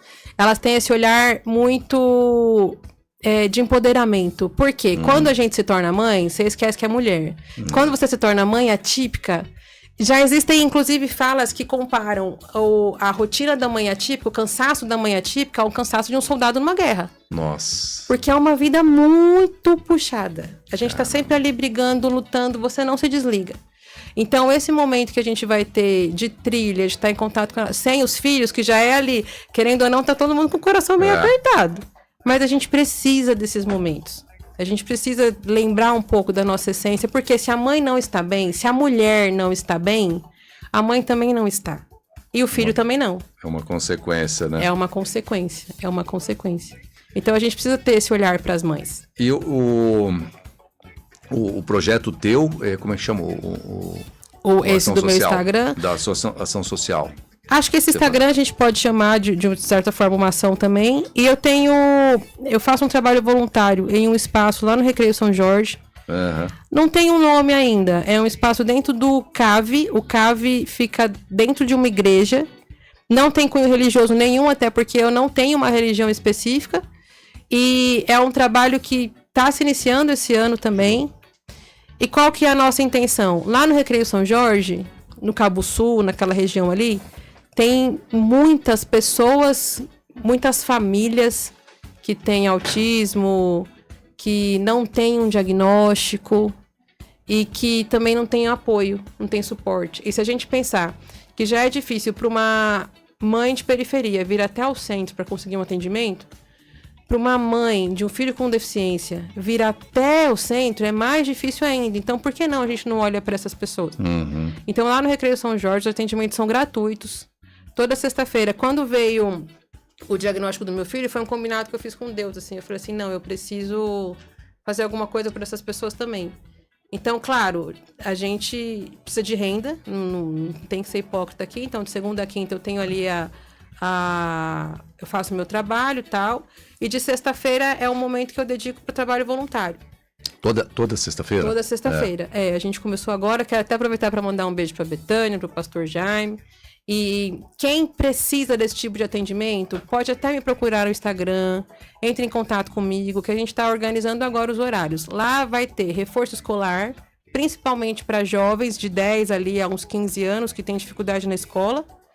E para crianças com deficiência, que precisam de um diagnóstico, que precisam de acompanhamento e que não tem condições de oferecer ali para sua criança um atendimento de qualidade, digno. Então, lá no Recreio São Jorge, eu estou fazendo esse trabalho também. Essa região fica Bom Sucesso, Cumbica? Não, é ao contrário. É do lado oposto da Dutra, o Recreio São Jorge, é isso? Não, é ali Cabo Sul, Shopping Pátio, Sonda. Acho que o Shopping Pátio, não sei se já foi localizei. desativado. Recreio São... Mas não... Micail, Acácio, é mais pra lá. Não é tão longe, né, do centro. E mesmo assim tem essa dificuldade também para... Muita. É muito complicado. Às vezes é mais fácil eles irem até pro outro lado, Jaçanã, sabe? Nossa, sair da cidade para ter algum atendimento. E ali não tem clínica, não tem ONG, não tem nada. Então, esse espaço dentro da igreja foi cedido para que a gente consiga fazer um trabalho assim, pensando nessas famílias, nessas crianças, dentro do caso. Você falou que foi subsecretária? Subsecretária. No governo de quê? Na prefeitura? Quem que estava? Foi no ano passado, era o Guti, né? Era o Guti? Tá. E com relação a isso, o trabalho... Bom, o Guti ficou 2 mandatos, né? E com relação a governos anteriores, você deve ter acompanhado também. Houve alguma melhora? Que governo você poderia sinalizar aqui de Guarulhos que você acompanhou, ou que você teve junto, presente, que teve alguma evolução? Ou nenhum deles teve muita atenção com isso? Pensando especificamente na inclusão? Eu acho que a gente teve um ganho quando o Guti entrou também, não tem como a gente deixar de contar. Ainda tem muita coisa que precisa melhorar. Muita. Esse governo agora está mais prematuro, então a gente ainda está nesse prazo de 100 dias, precisa ver algumas coisas. Mas, assim, coisas que não existiam passaram a estar presente aqui no município. Então, a subsecretaria mesmo foi um ganho, que antes não existia. Não tinha? Não, a subsecretaria de Acessibilidade e Inclusão chegou em 2017, se eu não me engano. Tá. Acho que foi. Mas já era da gestão do Guti. Antes não tinha. E algumas coisas foram ali melhorando. Mas eu acho que o maior problema é porque a gente não vem acompanhando a quantidade de pessoas que precisam de apoio político. Então, assim, o número de pessoas com deficiência vem crescendo muito. Tá. Só que a gente não está acompanhando. Mas o que faz não está acompanhando? Porque você fala, a gente são... A gente, sociedade. Sociedade. Tá. Não tem espaço adequado, não tem profissional, no postinho de saúde não tem médico, não tem neuropsicopedagogo na rede pública, não tem... São poucos psicopedagogos, não tem TO, que é o terapeuta ocupacional. Então, os professores, não tem professor de apoio, não tem um psicólogo na escola, Quando você fala rede pública, teria que ter, então, a abertura de vagas de concurso? Vagas para o servidor público ou terceirizados? Eu sou a favor do concurso. Concurso. Eu sou a favor do concurso. Mas há uma política já há um bom tempo aqui em Guarulhos para a terceirização da saúde. Inclusive o Guti e o deputado Jorge Wilson foi um dos, né, acho que precursores com relação a isso, né? Terceirização da saúde e terceirização da escola, né? Da escola também. Terceirização da Senhor. escola. Como que é essa terceirização da escola? Eu não sei te dizer com muita propriedade sobre, mas o que eu sei te dizer é que me assusta. É assustador você pensar assim... Quando a gente pensa, por exemplo, na rede pública, por mais difícil que seja, por mais complicado que seja a nossa situação, mas a gente tem ali ainda, tem as formações, tem um mínimo suporte, mas tem. Agora, se a gente começar a terceirizar tudo... Terceirizar a saúde. E agora a educação também. E a educação. Então, como que vai ficar? Sabe, eu acho que é muita mentalidade, são pensamentos que precisam ser mudados. Enquanto a gente não virar essa chavinha de inclusão, todo mundo vai sentir. Todo mundo vai sofrer. Eu falo isso porque a minha esposa é concursada também na área de saúde, ela é da saúde, que ela é psicóloga, né, da prefeitura, e ela, logo que fez o concurso dela, acho que ela já está uns 12 ou 13 anos na prefeitura, e ela começou aqui no Hospital da Criança, que fica ali no centro de Guarulhos, né? Do lado ali do fórum. Acho que você conhece lá. Sim. E estava indo, tudo fluía muito bem, ela adorava fazer clinicar lá, a psicologia e o atendimento, e ela acredita muito no trabalho, né, do apoio psicológico, e fazia um trabalho bem legal com relação principalmente às mães, né? Quando recebiam a notícia que ela é hospital, acho que ainda é, né? O Hospital da Criança. Sim. E recebia a notícia do estado grave, uma doença, o estado grave e até falecimento, e ela que fazia esse acolhimento, né, com as mães. E de repente entra uma empresa terceirizada, com a ideia genial de alguém, terceirizando todo esse trabalho, tirou esses profissionais que você fala, capacitados, né, que já estava há anos na prefeitura, ela era uma das mais novas ainda lá, mas tinha gente com 20, 15, 30 anos de prefeitura, afastando esse pessoal e fazendo o tal de incentivo para se aposentar, demissão, como que é? Exoneração voluntária, alguma coisa assim. Foi, algumas professoras também. E entrou o pessoal do terceirizado, que era uma bagunça. Uma bagunça. Era um fuzuê danado, ninguém fazia nada, ninguém sabia de nada, né, de como atender, e entravam, curiosamente, ganhando mais do que o servidor, né? O servidor estava lá ganhando, sei lá, 3 mil por mês, o que vinha terceirizado entrava com 8 mil, né? Eu não sei qual que era a mágica para fazer um serviço pior do que o que os outros que já estavam lá fazendo, né? Eu também sou bem crítico com relação a esse negócio de terceirização. Acho que não tem que ser algumas coisas não tem que ser terceirizado, tem que ser investido em profissionais, né? Com certeza. Da área da saúde, por exemplo, educação e da segurança pública, né? Eu ia falar isso agora. Eu acho que saúde, educação e segurança. Logo vai terceirizar a segurança pública também, né? Pensou? É complicadíssimo, né? Bom, mas é isso. E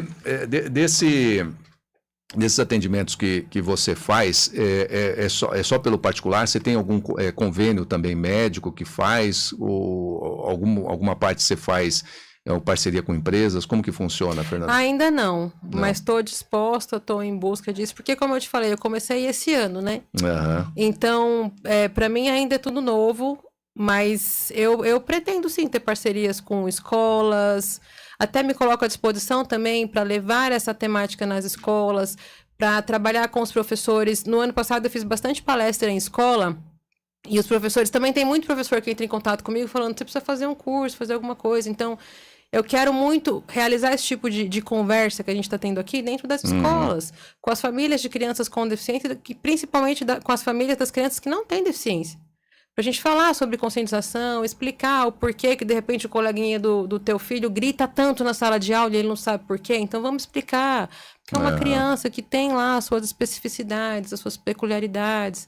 Então eu tô aberta também para fazer trabalhos, para fazer parcerias, minha missão é levar conscientização. Tá. Sabe? Então, quando a gente consegue... Tem algum contato direto teu? A não ser, você deixou já do Instagram, né? Posso passar o meu Instagram pessoal? Pode passar. E se quiser ter algum WhatsApp também de contato, sim. Bom deixar para futuras parcerias, alguns apoios, né? Sim. Enfim, nesse sentido, para poder facilitar nessa inclusão e acessibilidade também. Sim, até para orientações. Tem muita gente que entra em contato comigo para tirar dúvida. Para falar como que eu faço para conseguir a carteirinha de motorista do meu filho. Daí eu explico também pelo Instagram, pelo WhatsApp. O meu WhatsApp é fernandabatista.npp. N de navio, P de pato de novo, que é a abreviação de neuropsicopedagoga. fernandabatista.npp. E ali eu também posto, faço conteúdos também pensando nisso, faço vídeos, faço textos, posts falando disso, de o que fazer, como trabalhar com uma criança autista em sala de aula, como trabalhar com um jovem autista, como lidar com, como é o mercado de trabalho para um jovem autista, o que fazer, quais são as adaptações necessárias para um adulto dentro de um mercado de trabalho. Então eu coloco essas informações no meu Instagram também, fernandabatista.npp. Certo. E o meu WhatsApp é o 11 94451 6961. 94451 6961.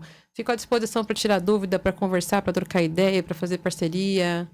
Legal. Assessoria. Fernanda, ó, a Juliane Moreno, ela dá um outro comentário aqui. Necessitamos urgente de acessibilidade, né? Pessoas com deficiências juntos com engenheiros, políticas públicas para atender nossas necessidades e possibilitar nossa autonomia e independência.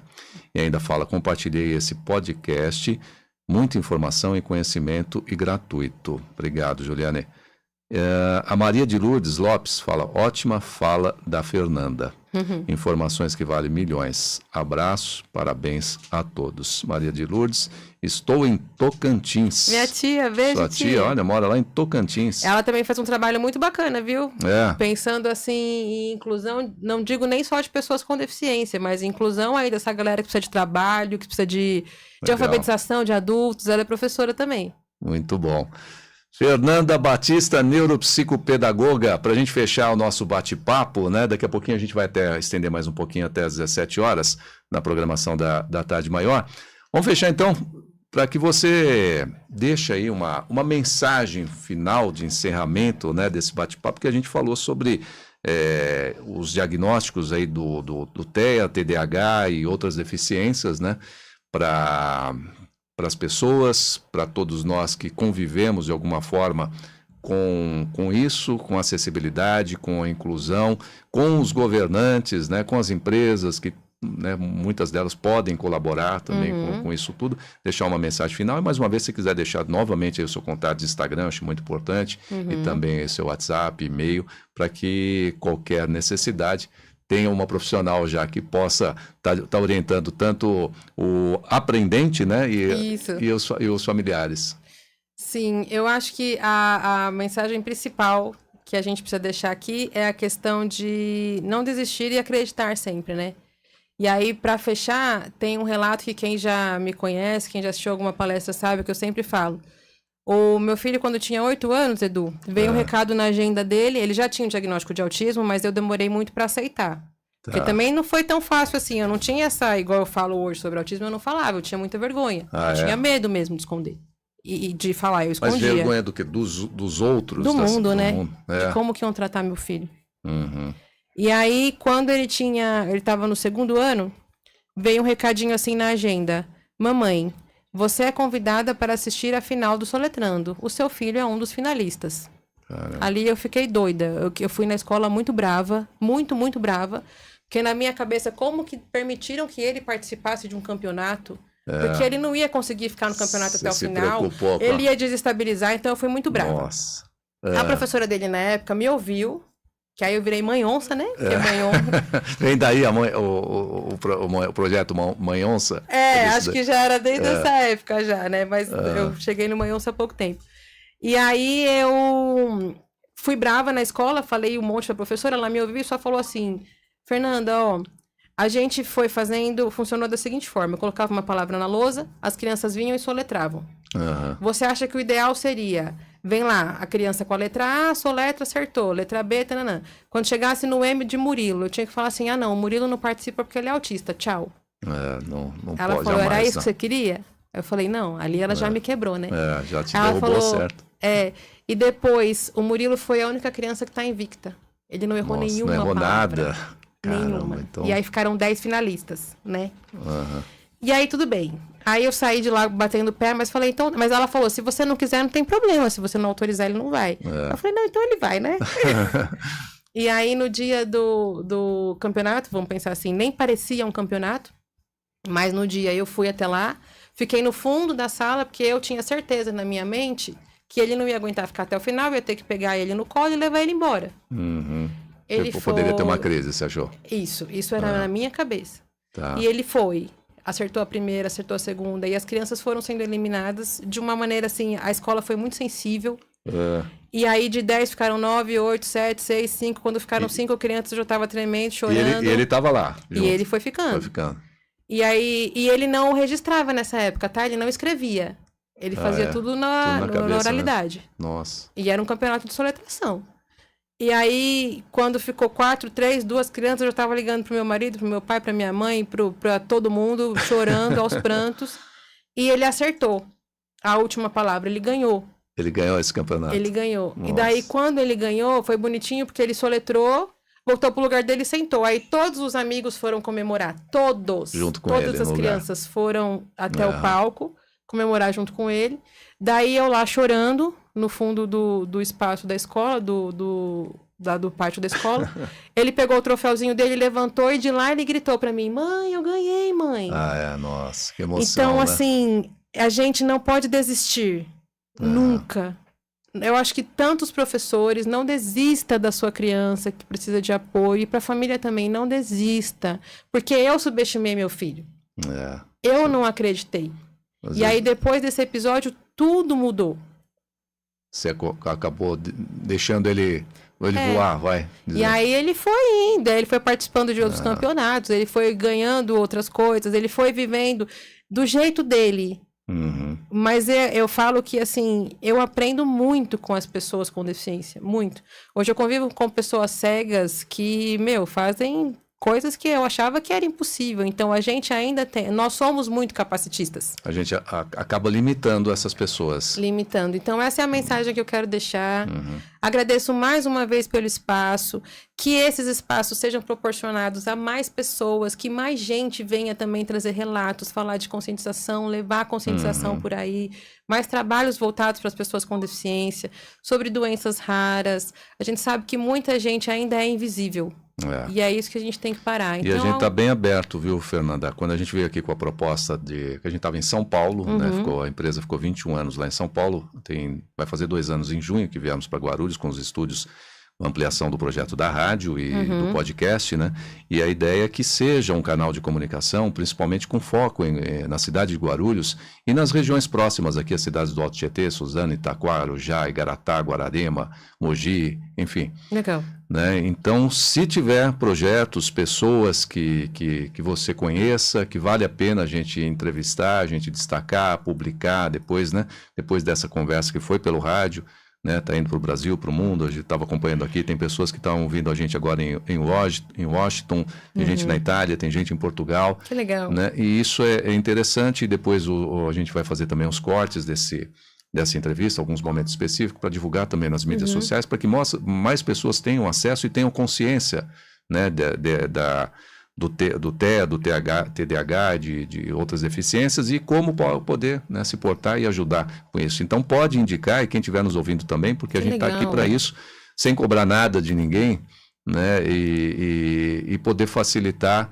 e divulgar, porque a gente tem que fazer a nossa parte, de alguma forma, né? O canal de comunicação tá para isso, e a Rede Voice Rádio e a Rede Voice Podcast te agradece, né, o seu tempo dedicado hoje na sexta-feira para estar aqui com a gente explicando, e acho que foi muito bem explicado, eu vi muitas mensagens, não falei todas, mas tem muitas mensagens, o pessoal compartilhando, o pessoal agradecendo, né, por explicar algumas coisas, alguns toques que você deu aqui, que eu vi que as pessoas... deu um estalo do que eu estava fazendo, um deles é com relação ao que você falou do seu filho mesmo, né? Acreditar, né? Não podar, né? A capacidade deles, né? De cada um, né? E é isso. Obrigado mesmo. Muito obrigada. Que cada vez mais você tenha forças, tenha apoio, né? Para poder crescer e divulgar aí junto a todos os projetos importantes. Muito obrigada, estou à disposição aqui, quem quiser me chamar, fernandabatista.npp no Instagram, E meu WhatsApp é 944516961. Muito obrigada. Murilo, né? Murilão, Murilo. O teu filho. Isso. Traz ele aí qualquer dia, então, pra gente colocar ele aqui na rádio. Será que ele participaria, falaria aqui com a gente? Ó? Ai, a gente pode pensar, posso conversar com ele. Eu tenho um caçula que é mais tagarela, né? O Gabriel puxa mais a mãe. Fala, mas né? o Murilo, acho que talvez quando ele vê tudo que tem aqui nos bastidores, acho que ele fala ele assim. tem um sonho mesmo, ele fala que quer ser radialista. Ele fala que quer ser radialista. E às vezes eu falo pra ele, vem ver, vai ter um curso gamer e tal, porque ele tem muita facilidade pra tecnologia, pra idioma. E ele fala, não, eu já disse que eu vou ser radialista. Então, traz ele aqui mesmo. Vamos despertar esse apoio pra ele aí. Eu dei aula no Senac, ainda sou docente do Senac, por falta de tempo eu não estou pegando turmas, eventualmente eu pego a turminha curta, curso complementar, né? Mas o Senac é o curso que só tem 2 escolas em São Paulo, que é o Senac, que forma locutores, né, para pegar o DRT, que legal. Né, se profissionalizar para poder ser contratado em rádio ou atuar no mercado. Hoje é bem ramificado, rádio, TV, internet, locução publicitária, locução comercial, que o locutor pode trabalhar, né? E é exigido a carteira o DRT. Assim como tem o DRT de dublador, de ator, né, que tem que fazer o curso específico, tem de locutor. Então, quem sabe ele começa a ter esse primeiro contato e desperta a curiosidade, quem sabe ele consiga desenvolver, né, a comunicação. Com certeza. E traz mesmo. A gente marca uma hora, quem sabe a gente marca uma outra oportunidade lá no podcast, né, com outros profissionais também de alguma área, falar sobre inclusão. O pessoal do governo, junto com profissionais da saúde que saibam o que precisa, que estão ali na frente no dia a dia, né? É isso. Para fechar, deixa eu fazer uma pergunta, já que você foi da área de subsecretaria, né? Com relação ao Jorginho Mota. Você conhece o trabalho dele? Você acha que ele desenvolveu um trabalho? Porque a gente ficou aqui surpreso por ele não ter sido reeleito, né? Você, do seu ponto de vista, você acha que ele fez um trabalho realmente eficiente com relação principalmente o TEA, né? Sim. Porque ele é autista, o filho dele é autista, se bem que ele acabou abrangendo para outras deficiências também, mas o foco dele, a plataforma de política dele, pelo menos inicialmente, foi com relação ao autismo. Como você, né, viu o trabalho dele realizado na cidade com relação... fez um trabalho legal, ajudou de alguma forma, ou foi muito ligado à politicagem? Eu acho que, assim, quando a gente fala de inclusão, a gente precisa entender que vai além de política, né? Então, a inclusão não se faz só durante uma campanha. A inclusão precisa ser feita o tempo inteiro. Então, talvez essa seja a falha. A gente deixar de olhar para a inclusão só no ano de campanha. Entendi. Mas é a gente fazer a inclusão, lutar pela inclusão, lutar pela causa, lutar de verdade, buscar essas pessoas, não pensando só em quantidade de voto ou em cargo, mas a gente lutar pela causa mesmo. Eu acho que é isso que falta. É a luta pela causa. Você acha que faltou para a equipe do Jorginho isso daí, essa visão? Eu acho que falta, porque acabou o ano político. Fez uma bandeira...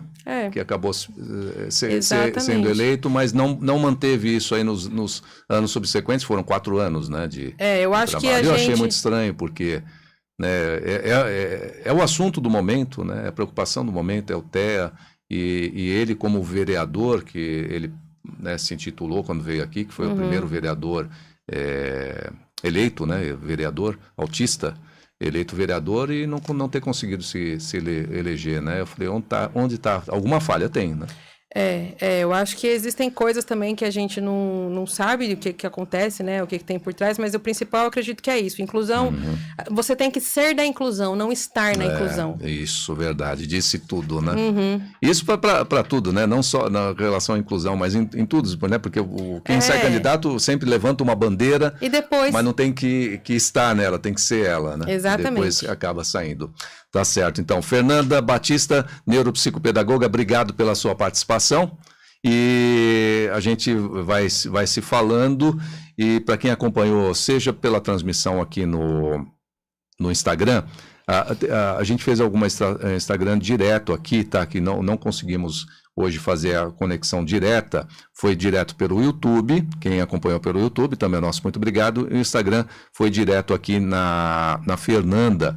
Um pessoal às vezes eu vi reclamando que o som estava meio baixo, mas que foi feito meio hoje para suprir uma deficiência que nós tivemos aqui de conexão dentro do nosso canal. Então foi feito assim, pelo menos para mostrar uma imagem a mais além do YouTube, né? Então só justificando que eu vi um ou dois comentários com relação a isso. Mas vai estar disponibilizado, a gente vai subir para o canal. Vou pedir depois que você fique mais uns 5 minutinhos aqui no estúdio com a gente, Fernanda, para você passar para o Júlio, claro, quando a gente subir a entrevista aqui para o YouTube, a gente jogar lá algumas palavras-chave para que as pessoas cheguem até mais pessoas, né, nas hashtags, e que venham a acompanhar o nosso episódio.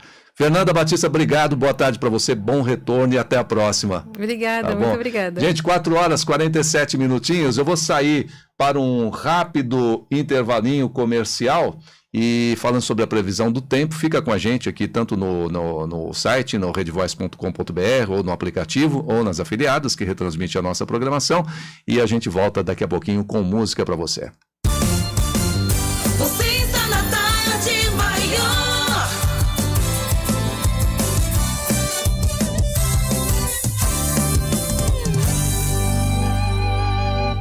Bom, 16 horas 48 minutinhos, vamos para a previsão do tempo, região sudeste do Brasil. Hora da previsão do tempo, a previsão do tempo pra você. Previsão do tempo para esta sexta-feira, 21 de fevereiro de 2025.